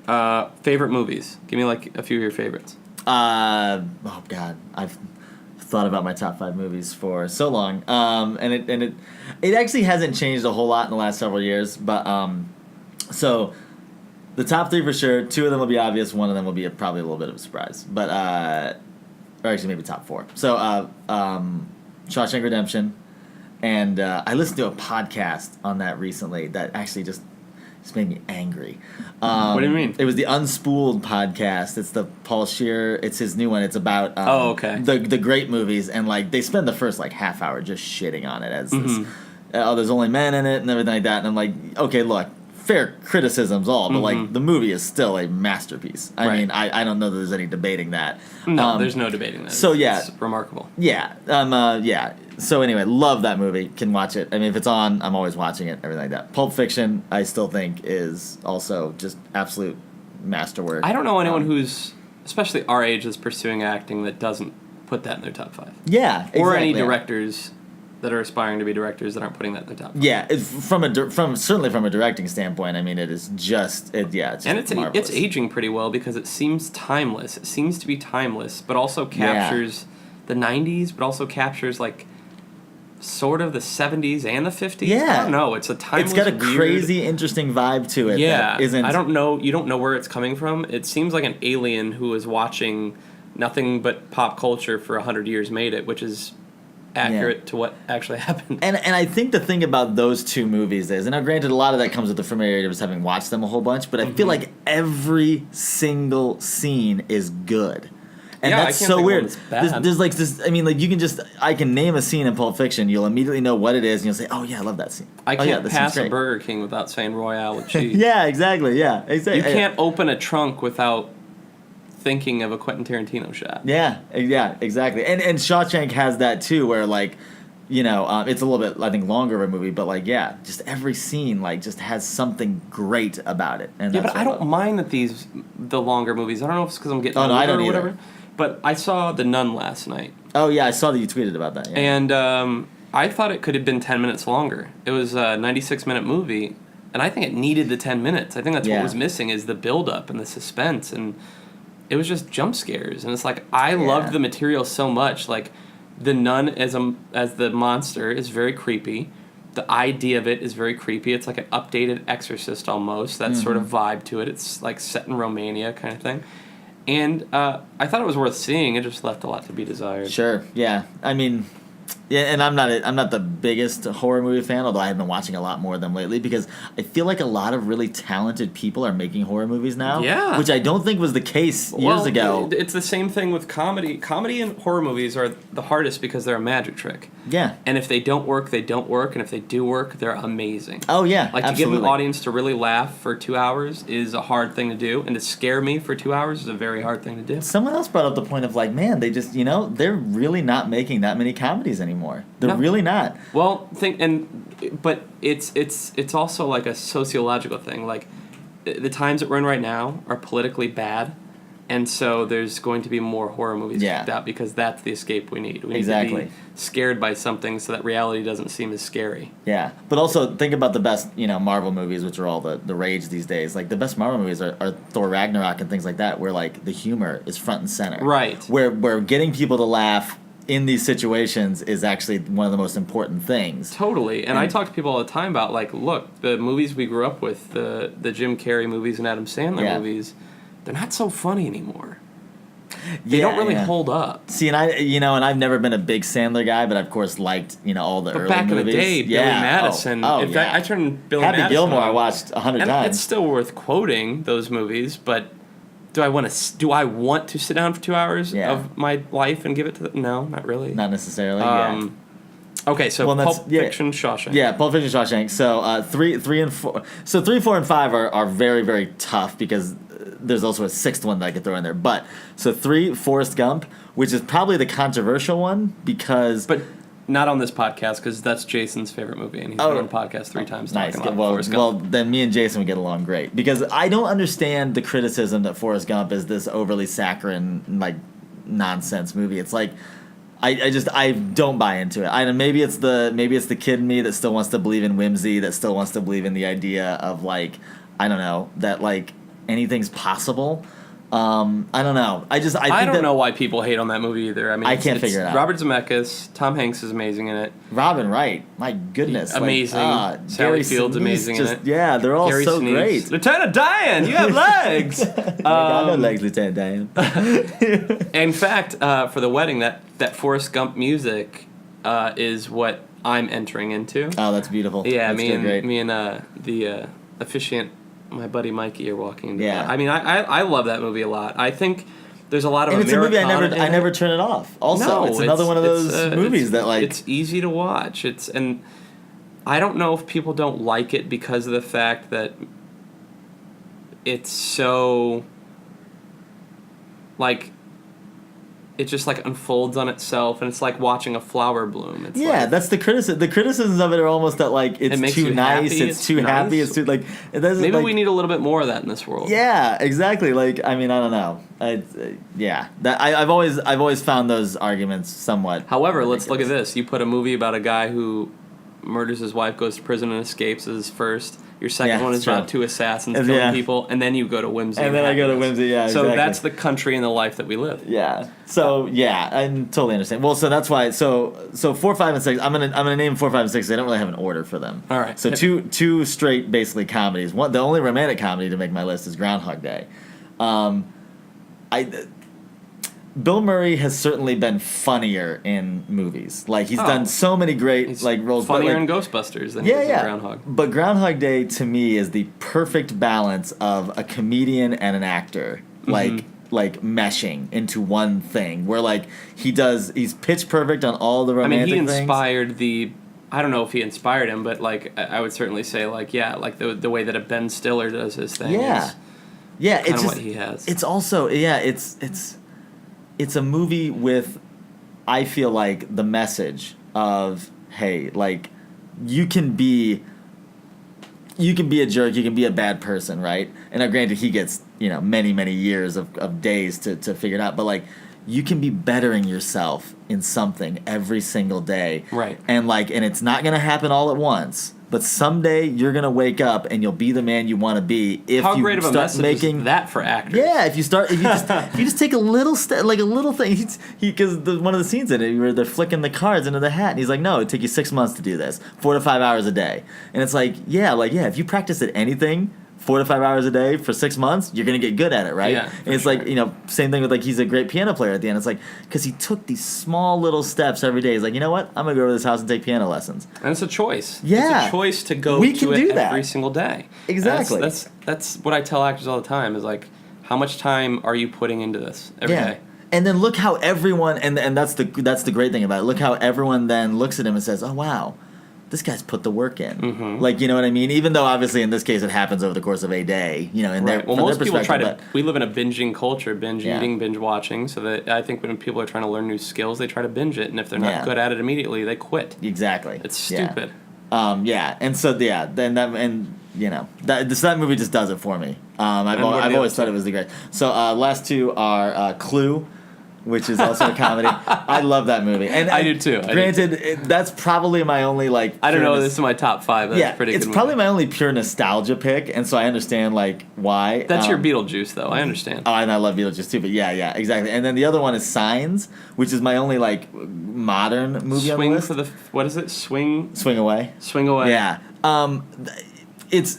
The reason that I put it on the list is twofold. One, I just think it's a fantastic movie that is directed extremely well. That was an inspiration for me, for sure. And it is the single best theater going experience I ever had. So, I was in a theater watching it with my friends, and so it almost in a movie that you're really, really loving, you're basically not paying attention to anything around you, right? But they give you there's this small, tiny little break in the movie, if anyone's seen it, where they're about to go down into the basement and they're gonna see the alien and stuff like that. And I looked over at my friends, and every single one of us is just captivated in this movie, and we were it was the most together I've ever felt with a group of people. And there's probably 100, 150 people in the theater, and everyone was so enraptured in this movie. I had that experience with Napoleon Dynamite. Oh, really? Nice. Okay, good. It's so stupid, but it was because we were all laughing at how stupid it was. And I've had great experiences going to movies. A $1 Million Baby is one that I saw that movie alone. And it was one of those movies that I immediately had to go home, and I called everyone that I knew and said, you gotta see this movie, you gotta see this movie, you gotta see this movie. And Signs was just one of those that we still talk about to this day. It was man, it's the best time we've ever had in a theater. Because it was funny and scary and gripping and touching. I cried during the movie, with the wife and everything. So great movie. Yeah, just can't, I can't say anything bad about Mel Gibson. Yeah, that's a thing I don't want to unpack. Yeah. Let's forget that. So let's go on to your favorite plays. Oh yeah. Just give me a couple. Yeah. Hitting 2 hours. No, totally. So favorite plays that the ones that I've been done. Oh, okay. Just your give me your top 5 favorites, then we'll talk about your favorite parts. Nice. Geez. So I love. And this is one that actually I've been in. Red. I love by John Logan. That's one of my favorites. Yeah, I saw you do that with Mark Moriarty. Oh, you did? Oh, good. I did. Yeah. That was the first time I saw it, and then I've done a staged reading of it, and I've also I auditioned for that with my friend Daniel Lynch when I auditioned for the Actors Studio. Oh, good. Yeah. Awesome. It's terrific. Amazing. It's a terrific actors sort of thing, and it's just very well written and great. Another one that I've also been in. A lot of them will probably be ones that I have been in or at the very least seen. There's The Violet Hour by Richard Greenberg. I don't know. It's a play about an author, or an author and his friend who's a publisher, and sort of this. There's a push-pull. There's a time travel element to it that's very interesting, and like it's an amazingly well-written play and entertaining. Just like it's super funny. So anyway, yeah, that's great. What's another one that I just love? See, I would say something by Tennessee Williams, like Streetcar or something like that. I feel like I'm so familiar with them that I look at them as pieces of literature, not necessarily as like. Well, same thing with Eugene O'Neill for me. Yeah. Like you read The Iceman Cometh, and you're like, is this a movie, book, novel, play? What the hell is this? It's so dense and so well written that it's like. Yeah. Because sometimes we think of a play as like, oh, this is a play. It's very easy to read. It's very quick. It's very light. It's very easy to digest. And then you get to someone like Arthur Miller, Tennessee Williams, Eugene O'Neill, and you're like, you better sit down. Yeah. You better sit down and read. Yeah. Or watch, because there's a lot going on. And it's something, but no, I understand. Yeah. Yeah. Another one. There's a play called Wittenberg by a guy named David Davalos that is about a fictional meeting between Hamlet and Martin Luther and Faust at a college called Wittenberg in the whenever. That's cool. It's sort of like Picasso at the Lapin. Which is also a lovely play. But yeah, so in Wittenberg, I think maybe that's the one thing about theater for me is I do tend to gravitate a little bit more towards the comedies. I love leaving any experience. I mean, I don't mind being affected and touched as I've talked about with the movies, but I really like to leave a theatrical production feeling good. It doesn't mean I'm against a heavy drama or anything like that. So when it comes to comedy, I mean, I know you you said you studied with Anthony Mendel and you got your theater degree. Have you dabbled in comedy at all? It sounds like you have a joy of comedy. Scapino was it's a farce. Well, I guess I meant like more along the lines of like sketch comedy or improv or stand-up. We did, Donovan, who I mentioned earlier, he had 2 sketch comedy troupes. One was called Essential Stupidity, which was for the public access channel. That was, we filmed it once a week, and he probably still has the tapes somewhere. That's cool, man. They were, as they said, they're supposed to be stupid, but we had so much fun doing them. And some of them were reasonably good, too. We'd watch them back and say, like, some of these are legitimately funny. And that was what we liked doing. And he wrote, to his credit, man, like he worked his butt off. He wrote sketch shows for us to do. We used to travel around to like Barnes and Noble's like 2 hours away just to perform in their cafe for an hour. You know what I mean? With nobody paying attention, with people sipping their coffee saying, why are these people doing sketch and improv shows in front of us? Our biggest financial mistake, which was I'm so glad that we did it, but man, it cost us like $2,000. Was we rented out the ballroom of a hotel in Indiana? It was like $2,000 for like 3 hours one night, and we invited everyone with $5 tickets. We had like I didn't want to say we had like 150 people there, but like got something like that, but got nowhere close to covering the cost. So we ended up kicking in $1,300 of our own money just to do the show. Right. But we wrote the show, produced it ourselves, did all of our costumes, props, Dude, sets, that's so everything. Important. It's yeah, so important. and like. And it taught us, because then what we did after that was we rented out conference rooms in hotels and did it, and it was way, way cheaper. Some of them were free, which was very nice. Yeah, some of them were like almost. I know some libraries back in Indiana would let you like rent out their space for free too. Yeah, exactly. They were like, oh, we're not using this, like not a big deal. You just have to talk to them. Providing culture, yeah. Yeah, so we ended up doing a lot of sketch shows and a lot of improv shows for the years that I was home from Ball State and then going to IUSB. And I've always had a love of comedy, and I've always loved stand-up comedy. I've never really wanted to be a stand-up comedian. I've always wanted to be. It's not easy. No, it was. I'm glad I've spent a lot of time doing it. Yeah. And I want to spend even more time because it takes so fucking long to get good. Yeah. I mean, it's harder to do stand-up comedy than it ever is to be an actor. Yeah. Can I tell you? I tried to write. I've been trying to write. I'm still in the process because I have a few friends who I work with who also are into stand-up comedy, and I'm like, I want to do an open mic with them, so I've been trying to write material. Do it, man. I'll take you to an open mic anytime. And I want to do it, and I want to just get like 5 minutes of material. I mean, I've talked to so many people about this. I talked to Jason about it. Me and Jason have a date on the books where I'm like, you're going to go on this day. Yeah. He's got like 10 minutes of material. I'm like, but And I've looked over it, and I'm like, if you perform this right, you can get some laughs. Like, go do this. Yeah. And that's what I don't even mind bombing. That's actually the thing. I mean, I'm sure. Of course, your first time doing stand-up, you're not going to be great. I'm sure, But if I You'll practice, get some chuckles. That's it. If I get one laugh, I'd be like, I'm good. I don't care if I bomb the rest of it. It's just I want to have the experience of it, though. You have to get the experience because you got to see if you love it. As an actor, you'll go back to, if you hate it, you'll go back to acting with open arms and like love her forever. Yeah. And if you love it, you might find something that you can be doing. That helps your overall goal. Especially like that, finding another creative outlet like that. It's a showcase for your talent. Because that's what we're looking for, right? Is like, I mean, that is distilled what we are trying to do out here, right? Like I've sort of realized this doing the classes and things like that, and doing a lot of self-reflection lately. It's just like, why are we doing this? It's like, well, because for me personally, I feel like I have a voice. I feel like not that my voice is the most important or anything like that, but I feel like it matters. I feel like it means something, and I feel like I need to be able to express it in as many different ways as I can do that, be it plays, sketch comedy, TV, film, stand-up, whatever. Like, I want people to realize, like, hey, look, that's Steve Cole. That's his sense of humor. Right. Hey, that's him as a dramatic actor. Like, hey, that's, and the people who like me will continue to follow me, as with anything. And the people who don't, oh, well, like, that's fine. Right. And that's why I feel like we do it. And you need to go through all the different avenues to find out which are your best creative, expressive outlets. Yeah, and I think, you just said it. You said it. So, we've talked a bit about it, but like, so you're here almost over a year now in LA. September 15th will mark a year in LA. Oh, wow. Well, happy early I know. anniversary. Yeah, I know. Yeah, it's so much more.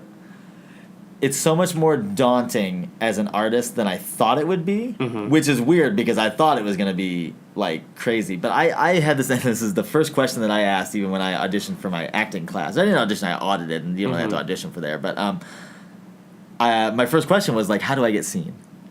And they were like, well, look, like, this is an acting class. Like, obviously you'll be seen by your fellow teachers and any of that, but, like, you're not here to, like, be showcased for it. Because I'm so naive about the whole thing. And even I've watched all your blogs and all these other things because, like, it's been enormously helpful to see someone who's similar age and, like, coming from a similar background. Like, the advice, that you've given has been amazing. But until you're in it, right, you don't like quite understand what's being said to you. Exactly. You have to go through a process of internalizing. Like, okay, so what actually do I have to do then? And so like the whole. I'm glad that it has been beneficial because that means a lot for me to hear. Because it's been huge. I still go back and rewatch it. I have 2 more that I'm uploading, and it's just like the last 2 are mostly just me sharing actual experiences instead of like the first ones were like, here's some absolute things to do, and now I'm just like, hey, here's what's going on with me because I'm still figuring this shit out. Yep. Every day I'm figuring it out and thinking to myself, I talked about this in the last episode. There was conversations I've had where like I'm like, someone please tell me what to do. Yeah. Tell me what to do to make this go from to be more stable. Yeah. To be more what I'm looking for. And it's just showing up every day. It's like you said, it's Groundhog Day. Yeah. Just keep going, keep tackling it every day, and like it's going to come. And like and I said this quote on the last one too. Aaron Sorkin says, "Decisions are made by those who showed up," and you show up. That's great. You showed up. You come to the play reading. You did the play reading with me. Yeah. You and now you're showing up to do this. I mean, you take your opportunities when you get them, and you keep trying to find other opportunities. Yeah. See, that's what that's something. I think all of us are a little bit too self-critical of ourselves, no matter what it's about. It could be about your weight. It could be about your motivation. It could be about your acting ability. It could be anything. But I'm glad that you said that because I have criticized myself for being like, you don't show up often enough. And so I've especially over the last several years changed my mindset of like, that's such a great Sorkin quote. Like, dude, decisions are made by the people who are there, right? It's like you have to be able to show up. Obviously, it'd be nice if you can deliver some quality while you're there, quality ideas, quality whatever. But like, I just keep saying to myself, I'm like, man, like, I need to be willing to even now like start just like making sacrifices and be like, okay, like I need to be able to show up to do this and do that and not worry so much about, I don't know, beating myself up over certain things and stuff. You're going to 'Cause make it's tough. mistakes. Yeah, exactly. You're going to. It's just, there's no way around it. You will make mistakes, and but you also will get better over time. Yeah. And the more you keep showing up, then you become the guy in the room that's done it all before, that people are looking to you like, how am I supposed to act right now? What do we do? And there's only been a couple of times, well, there's been a few times where I've been that person, and I feel that pain of like feeling lost and feeling like, what am I supposed to be doing? Am I doing the right thing? Is this okay? What else do I do? And I'm like, I don't know. I'm trying to. It's so just follow my lead as best you can, and hopefully I won't steer you wrong, and hopefully I learn too, and I can share that as well. But I think out here it's very difficult to find mentors. I talk about my mentors back home all the time. Yeah. I don't really have mentors out here. Yeah, no, I 100% understand that. And like it's very full circle, kind of what you just talked about. Like, because I told you after I did Death of a Salesman, I said I was very fortunate to eventually do a ton of shows that I was really proud of. But like I said, it was a good. I think in the year and a half after Death of a Salesman, I think I only did Midsummer Night's Dream for a little Osceola Community Theater production. That was amazing. I met some amazing people in that. But that was all that I did in between there. And then, like, finally I got cast in something else at Civic and some other places. But, yeah, same thing out here. I got here September 15th last year. Early October, I got cast in a short film that I had submitted for on Actors Access. Didn't even have to audition. They just cast me off headshot. Oh, that's nice. Yeah, and I was like, this is good. Pay me $300. I was like, all right, if I get this once a month, once every couple of months, this will be great. Like, just keep doing this. I'll have my resume will be built up and all this other stuff. And it's like, and now it's like almost a year later, and I'm like, man, that hasn't happened again. And so you start to doubt, and you start to go, am I doing it right? What am I doing wrong? And it's like, but this guy cast me off a headshot, so it's like, why is it not? And you just got to take those, and because I almost didn't go to that short film. I was like, he called me the night before. He was like, hey, I need you here at 1 p.m., blah, blah, blah. It's in Woodland Hills, or far away. It was a little ways away, a little bit of a trip. And I was like, man, it's kind of inconvenient. Like, do I really want to do this? I don't even know what I'm doing, because he just called me and was like, hey, you do your costume fitting at 1. We'll probably shoot you at 2. And I was like, God, do I really want to do this? And I was like, dude, you got, like you can't even have these doubts in your head. Like, you just got to freaking do it. Happen. And and I think that was a big thing in changing my mindset of like, nope, like, dude, every opportunity that you can take, unless you just absolutely can't do it, you got to take it. Yeah. And you got to go. So, yeah. I think you're doing all the right stuff. I mean, and obviously I'm always here with any questions or support, and, I'm always creating things and always keep you in mind. And yeah, you've been awesome. Like I said, I always feel like I'm inconveniencing you because I'm hitting you up for advice. You are never inconveniencing me. Okay. Having people building a community of like-minded people is very important. It's been very difficult because I don't see a lot of people that have. And look, I don't expect everyone to be as driven as I am. I'm a little crazy when it comes to like my output and like. You're definitely even more obsessive than I am. So yeah. I'm nuts, but at the same time, it's nice to have people around me that are not only driven but appreciative and kind and just overall professional, and that's what the people that I'm inviting to talk to me with on this little podcast is like. I just want to like connect to people and we are just shooting the shit for a couple hours talking about acting, but at the same time, we are creating something now and creating professional relationships that we don't know what will come in the future. Yeah. And, off mic we'll talk, because I know we want to talk about, like, putting up some shows and stuff like that, and we'll talk about, like, making stuff. I mean, that's what it's all about, is, like, everyone always thinks networking is finding someone who's like levels way above you to like, and that's not it. It's all about like, who do you have with you now? Create a company of people who are with you now and make something with them. Stop waiting to be pulled up by other people. Yeah, exactly. Do something now, and well, and you're obsessive in a good way too. Yeah, where like it's like, hey, like we have so much potential. Yeah, and you see it, and you're you like, only have so many days, so why are you wasting it? Exactly. you're waiting and waiting and waiting for something that may never come. Yeah. Don't Exactly. do Yeah. that. And you can't wait around. You can't get caught up in the minutia of it. You need a certain level of comfortability in your life, otherwise you go crazy all day. Oh, yeah, Not absolutely. if you don't know where you're living or whatever. Yeah. But My balance is go really hard for 6 months, get burnt out, yeah, go on a month vacation, come back, hit it for another 6 Yeah. or 7 months, get burnt out. yeah, But even in that like month vacation, I'm still doing things that are creative. I'm never stopping the journey. And also, it's okay to take vacation. Like, it's okay Yeah. to live your life. It's okay to go get married. It's okay to go on a honeymoon. It's okay to go see your family. It's okay to do these things. Don't stop living your life yep, because you're trying to make it or whatever. Like, fuck that. Like, just pursue it, but don't ruin your life in doing so. Right? No, Like, that's no. the whole thing. Exactly. And like like we kind of been talking about, our journeys are unique and obviously somewhat similar. Like, we've only scratched the surface, of all the stuff. But yeah, man, it's just like finding that means of expression no matter what it is. Mm-hmm. Like, and actually, Anthony Meindl actually even said this, and this is actually one of the things that drew me to him in the first class. He's like, sometimes you got to get out of LA. Just Yeah. for a little bit. It's true. For a few days. Like, sometimes you just have to, like, because you can be so obsessed and so, I'm so success oriented. I need success. And I can't leave because my big opportunity Yeah. might come on these 4 days. Because if I book out with my agent for a week, like, oh man, what if the big audition happens? And it's like, yeah, you can't. A, you it can't probably think that isn't way. going to be in those 4 days. Yeah. And B, what's more important? You going on an audition that the probability is that you're not going to get, or should you go take those 4 days? And you're probably not going to get them because you're overly stressed and you're going in there and you're too not going in there in a needy. good spot anyway. Nah. Yeah. But if you go on those 4 days, you go on an adventure, you learn something about yourself, you come back refreshed, recharged with a new inspiration. Then when you get your next audition, you're going to do better than you would have. Yeah. There's no benefit in just keeping your nose to the grindstone always. No. There's no benefit.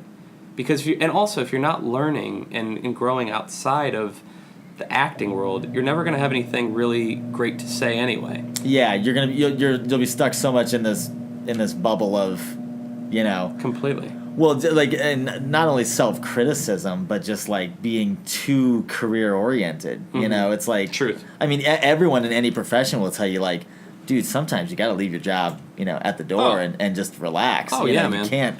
Yeah, even the best lawyers and whatever in the world are going to take vacations. Whoever it is, engineers, anyone. Anybody. Yeah. So. Well, it's good to hear that I didn't. I think I thought back when we did Death of a Salesman, and it might have even been true, but I thought you didn't like me. But I was also more of a sort of brazen, cocky No, young that wasn't. kid. Yeah. No. What that was? I mean, honestly, completely frank, that was. I felt like I had stolen the parts from you and Scott because I felt like I didn't deserve them, and that was I was so so that show was a lot to me. I was so nervous about doing it justice because I felt like I didn't deserve to be there, and because obviously this is years ago, and I was like, oh man, I haven't really done that many shows. I did a couple shows in college, and like. Now they've cast me in this part, and it's like a huge part. I mean, it's not the lead, but like it's right there, and I'm like, how am I going to do this justice? And these other two guys, I know are freaking awesome because I've been reading with them for the last Right. 2 days or whatever, and I'm like, so I know they're good. Isn't that amazing that we all feel the exact same way? Yeah, We were all feeling that. yeah, But I always had to veneer it with this sort of cockiness at that age, and in order to like gas myself up enough to go in there and be fearless. yeah, Because I mean I was, you stand next to somebody like a Mark Moriarty or a Scott Shepley or a Steve Chung or a Jim Copens or a Gary Esch, and you're like, these guys have done yeah, play after play. I mean, 50-some plays, and I'm on play like 5. yeah, exactly. And you're just like, how am I supposed to...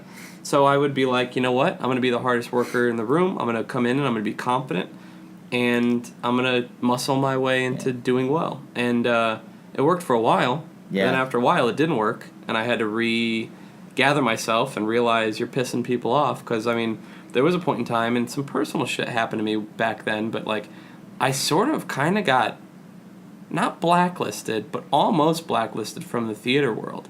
Yeah. For a couple of years. And then it was then I came back. I did like 3 shows, and I was cast in a 4th, and I was like, guys, I know you just cast me in this, but I'm moving to LA.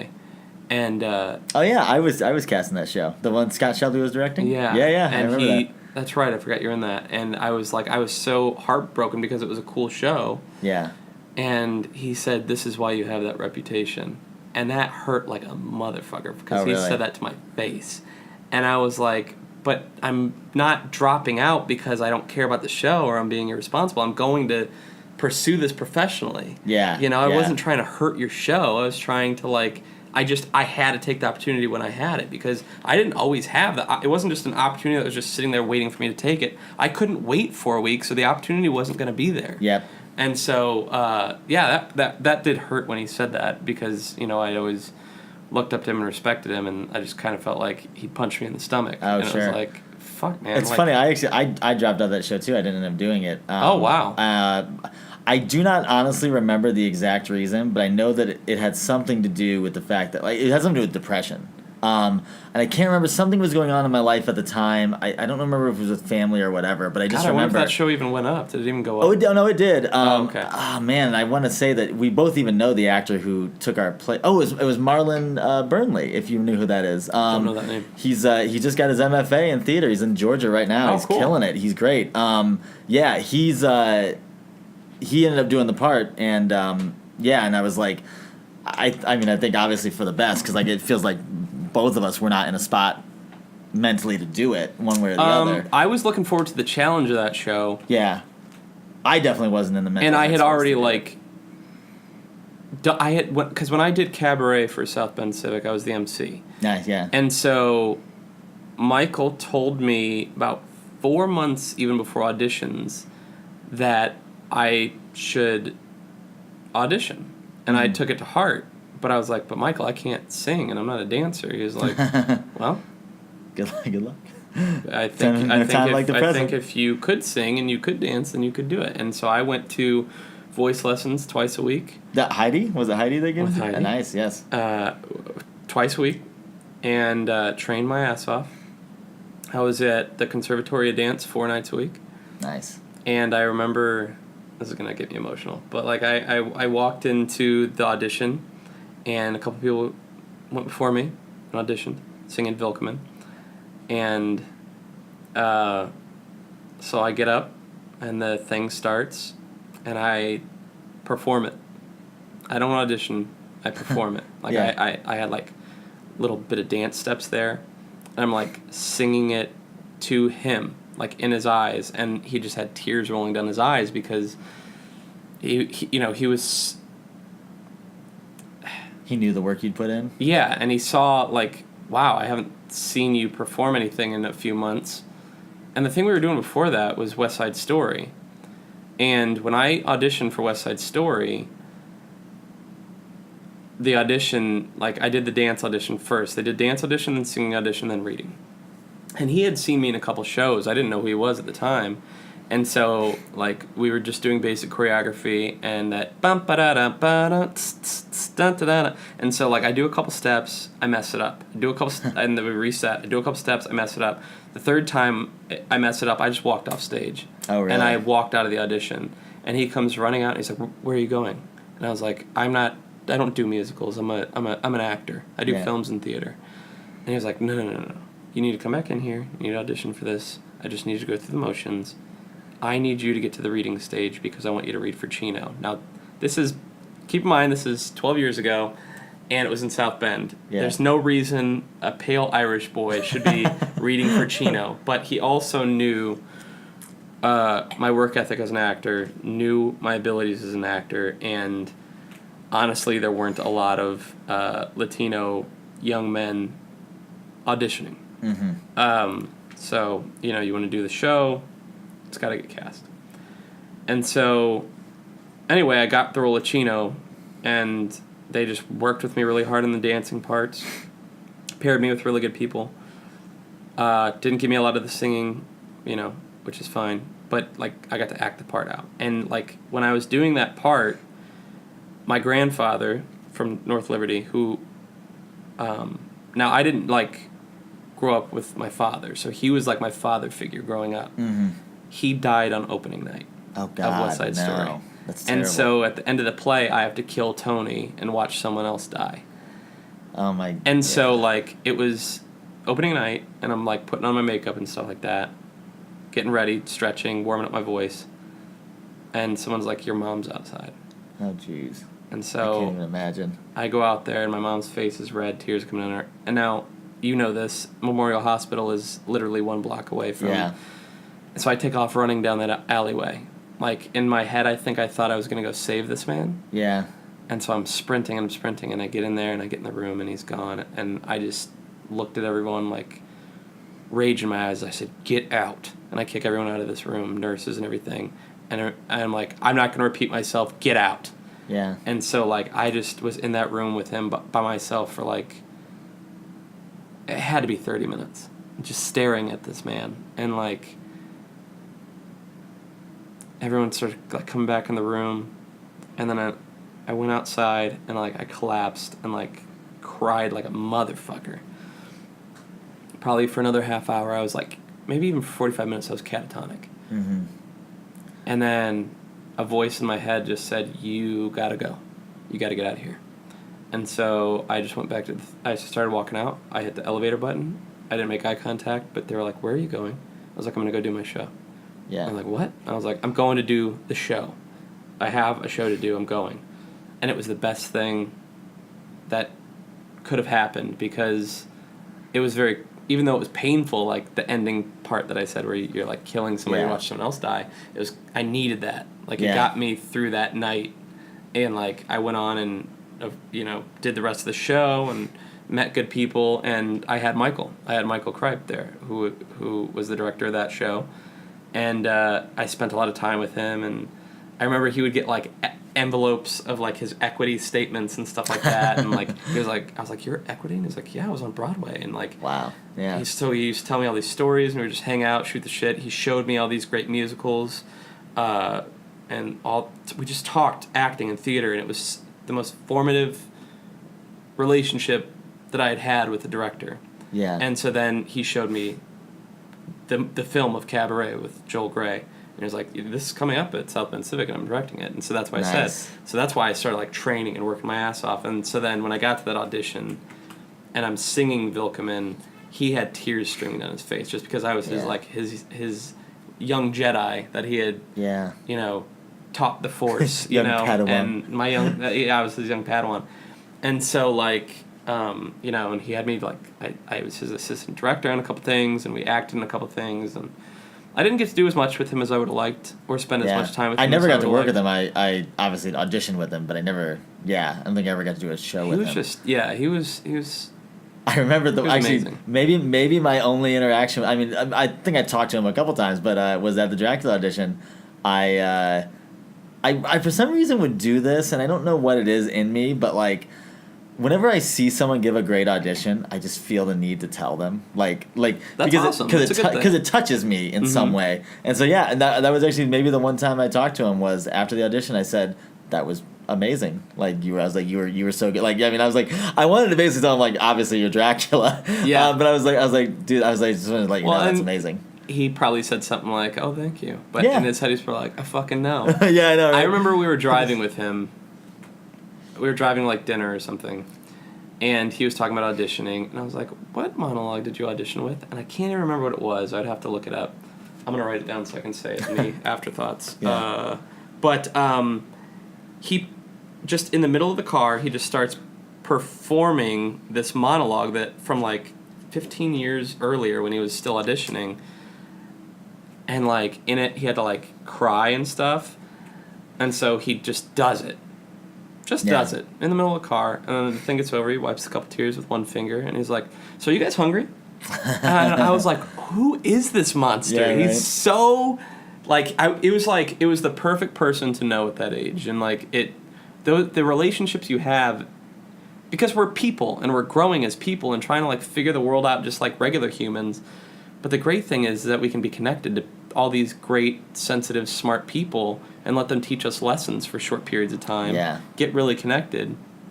And they're life-changing. Yeah, because that You way know? we have access to them too. Like, we have access to not just understanding how they, like, get their feelings, but I think that's part of what we're doing is, like, how do we access our own feelings? Right. And share Figure that. out life. Yeah. Figure out the human condition. Because that's what it is. I mean, that's what we need to share it with all these other people. And yeah. And that's, I feel like that's what it's all about. So, yeah. All right. Well, we're working on 2.5 hours. It's our longest show Okay. so far, but that means that we had good conversation. Good. So let's do the Pivo questionnaire and then we'll be done. Let's do Cool? it. All right. So, number 1, Steven, what Yes. is your favorite word? Ooh. What is my favorite word?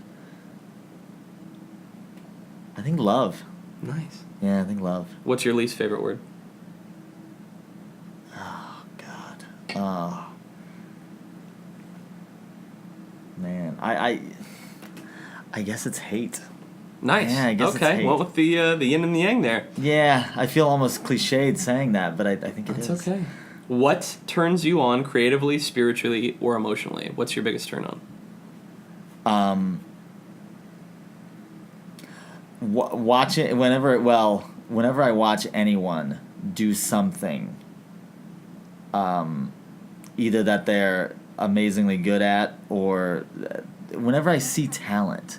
If I see talent, it man, it's so inspiring. So I think that turns me on the most. Nice. Yeah. So what turns you off? No talent? Yeah, right. Yeah. You have no talent. The opposite of talent.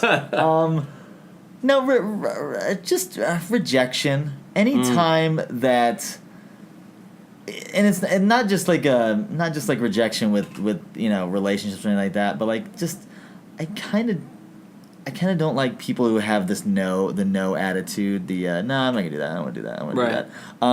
I understand. Sometimes you have reasons to say no, and you should say no. You should be able to say no. But like, rejection for the sake of rejection always annoys me. I don't know. I get that, man. What's your favorite curse word? Man. I think it's shit. Shit? Shit. I almost predicted that. Yeah, I think it's shit. It's gotta be shit. I say bullshit a lot. Bullshit? Yeah, That's but shit's I definitely. feel like bullshit doesn't happen a lot in LA. It's Yeah. very Indiana. Everyone's always like, that's much bullshit. This is bullshit. So, what sound or noise do you love? What's your favorite sound? What is my favorite sound? Ooh, see, and I don't want to go towards anything musical because I would say something like classical music, but That's not bad. Yeah, If that's your favorite sound. If that's any kind of. I'll say this: the piano. the piano. The piano. I have an obsession with the piano, and I actually don't play the piano. I've always wanted to learn. I need to. You did the piano teacher. You I love know. the piano. I played piano in the piano teacher. Hey, actually. this could be a good thing to add to your special skills on your resume. Exactly. Let's see. What sound or noise do you hate? What's- That noise that just popped up on my Oh. computer when I got a notification. I hate that. I mean, that was not great, but horn honking, especially out here, it is. I have now this just new found horrible reaction anytime I hear a horn honk, especially when it's an unjustified horn. Oh man. Oh, it kills me now. I made a video once where I was in Indiana and I was like, Indiana traffic, and I was just zooming along. Yeah. And then I put LA traffic and I had an oh no, like What? just terrible. And then just a horn honk at every single light, no matter what. People can be moving through it, and you'll Telling still. you, man. Yep. I'm ready for Elon Musk to do his get those underground tunnels going. Let's go. Come on, Elon. Man, I could probably talk to you for another hour. Are you an Elon Musk guy? Oh yeah. I love Elon Musk. I do I too. love him, flaws and all. Did you watch the Joe Rogan podcast? I'm through like 20 minutes of it. Keep watching it, I'm yeah. definitely. I'm getting through. the People whole thing. are so mad that he took okay, I know he's the CEO of these companies and stuff like that, but he lives in California. He was on his off time. He wasn't at Yeah. work. He took like one puff that he barely inhaled Yeah. of a blunt that was mixed of tobacco and weed. Yeah. It's like, who cares? And people were like, Elon Musk gets stoned and high on the thing and smokes a blunt. First of all, he didn't smoke a blunt. He took a Yeah. puff of a blunt. There's a difference. That's the thing on Twitter that I saw that was the funniest reaction. And I try not to get on Twitter a ton, but I'm on it far too often. But it said, how can Elon Musk take one puff of a cigarette and I lose $10,000? It's Right. like, why are people overreacting to this? Yeah, the dude- because the stock dropped 9%. Yeah. They're like, but look, I don't know why everyone hates him so much. I'm like, I get that he's famous, and I get that everyone's like, everyone sort of hates someone that is very popular, and he's very popular, and very, like, everyone, like, he's our Iron Man, right? Like, that's what everyone says. Exactly. Of course, he's going to have people that hate him. I just love that he's trying, like, he's got ideas. I love people with ideas. It's great. He's got great ideas. Yeah, exactly. Great ideas. Anyway, I wish people would just calm down. It was like he was on a podcast. With a guy who everyone knows smokes weed, so come on. It's like... And, I get what they're saying. It's a double standard because the employees at Tesla get drug tested, blah, blah, blah, blah. I don't know the answer to that one, but I just know, like... That's a weird one. I mean... I don't know what the answer is. Maybe relax those standards a little bit. Just chill out. It was a one puff, right? Yeah. Anyway. And even Rogan was like, sorry, spoiler alert for you since you're going to watch it, but he's like, do you smoke weed ever? And he's like, almost never. And what he meant by that was, no, never. Yeah. What he meant was, like, I smoked it one other time in my life, and he probably only hit it once like he did there. Yeah, exactly. Anyway, all right, moving on. Number 8, what profession other than your own would you like to attempt? Well, yeah, I mean, it probably is a little bit too closely related because I think I would love to be a broadcast journalist. I'd love to talk about sports. What would be... Heck, if I could have played professional tennis or baseball, those are my two big sports. Why don't you start a sports podcast? It's actually not a terrible idea. I mean, because I talk about it all the time anyway. So it's like... I'd come on there and talk to you about sports, man. Do it. Yeah, no, you want to talk about basketball, baseball, MMA? I'm your guy. Yeah, I know, and I love them. So, I would love to be able to talk about sports for a living. That'd be... Dude, do it. Amazing. Or, look at, there's this guy. I'll send you a link to him. Like, Mike Krzumba does this YouTube channel, and he makes all these different videos about basketball. He's obsessed with basketball. That's all he talks about. And he's great. And he's making a huge living off of it. Really? Then I say I'm gonna have to start. I'll just start making like 5-minute videos and see what happens. Why not? Do it. Do it. All right. See, now this has been very productive. Exactly. We're getting somewhere. Number 9. What profession would you not like to do? I could not be a coroner. I just couldn't do it. I couldn't be around it that much. Couldn't be around death. I don't even like saying death. Actually, that might even be my least favorite word. Actually. See, now we're changing. I hate death. Yeah, I hate death. I hate it. I just couldn't do it. It would be maybe eventually I would get so used to it, but I would never even want to try. So. I hear you. No, I have no interest in embalming a body or putting gloves on and dipping my hands into autopsy, pulling out organs. Gross. Yeah. I'm good. I have a strong stomach, but I'm just not going to do it. I'm not going to do that. All right, final question. If heaven exists, what would you like to hear God say when you arrive at the pearly gates? Jeez, this is the toughest question. Because I think it just goes. I think it goes back to everything. This probably just tells you everything you know about me. I'd want him to tell me he's proud of me. After all of the Inside the Actors Studios I've watched and doing this questionnaire to a few people, I find that is the thing that I see the most or hear the most. And I'd like to go back and see what mine were. Yeah. Because I did it on episode 2. Yeah, I'll have to go back and listen because I don't remember what I said, but I think it is a cliche that all actors are looking for attention and acceptance and all that stuff. But at the same time, what you're saying isn't necessary. It is that, but it's not. What's different about that is that you're like, I'm working my ass off, and I just want somebody who actually absolutely understands everything that I've gone through. Yeah. To goes back to your Biff thing. I just want your father to love you. Yeah, kind of thing. Exactly. No, it totally is. I mean, it's just... It's not that even that you want to know that you did everything right, because it's not about that. It's just about hey, look... That you gave it you did your best. You tried a whole bunch of stuff. Some of it worked, some of it didn't. I'm so glad you got out there and did it. Yeah, you know what I mean? Right. It's Totally. And that's what it is. Well... Steve Cole. Holy smokes. I can't believe you did this. I know. Isn't it weird to think, did you think when we were doing Death of a Salesman, was that over 10 years ago, that we'd be sitting in my apartment, talking into a microphone for a podcast that I didn't think you were going to talk to me again after Death of a Salesman, so the fact that we're having any conversation... You've been awesome, though, man. You came and saw me do Rainmaker, and that was so good to see you there, and I just hope we get to continue working together. We definitely need to. And we'll talk more about it after the podcast is over, so we don't bore everybody. But Yeah. it's been All it's right. been amazing, man. Well, thanks for being on. Thank you. All right. And that was my interview with Steven Cole. I think that was a good one. It was very long. We went over 2.5 hours. I've not done that before. We just had a lot to talk about. I like that we didn't just talk about acting. I'm getting bored of that. We talked about everything. Let's see. So I looked up this thing on, I was talking about Michael's monologue that he did in the car. It was from a play called The Shadow Box, and it was the character of Mark. You can look it up if you just type in The Shadow Box Christmas Tree Monologue into Google and read it, and imagine a man in his late 40s performing it in a car to me, because that's how it happened. So let's see, we talked about that, and then I was just looking up the whole Afghanistan thing, which is pretty depressing. I typed in withdrawal of U.S. troops from Afghanistan, popped up on the Wikipedia. I remember back in the day, you couldn't use Wikipedia if you were writing a paper in school. I wonder if kids can do that now. Anyway, it says plans by the administration of Donald Trump. There was a cap for 84 U.S. troops allowed, and the new authority under him includes increasing them. So that's good. So let's move on from that terrible subject. And I think that's pretty much it that I didn't talk about.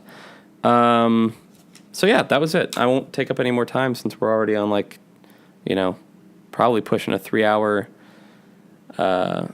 interview, 3-hour show with the intro and this long-ass outro that's going. But yeah, our next guest, I'm not sure who it's going to be. We'll see. We'll figure it out. I will be getting, probably putting a tux on when I release this episode. All right? So I will talk to you guys in a couple weeks, hopefully with a fun guest. I know that I'm having Greg on. He's my music buddy. And there's a new podcast that my friends are making called Drunk Poet Society. You should go listen to them. If you like books, do you like reading? Because they're doing a podcast that's like a podcast book club.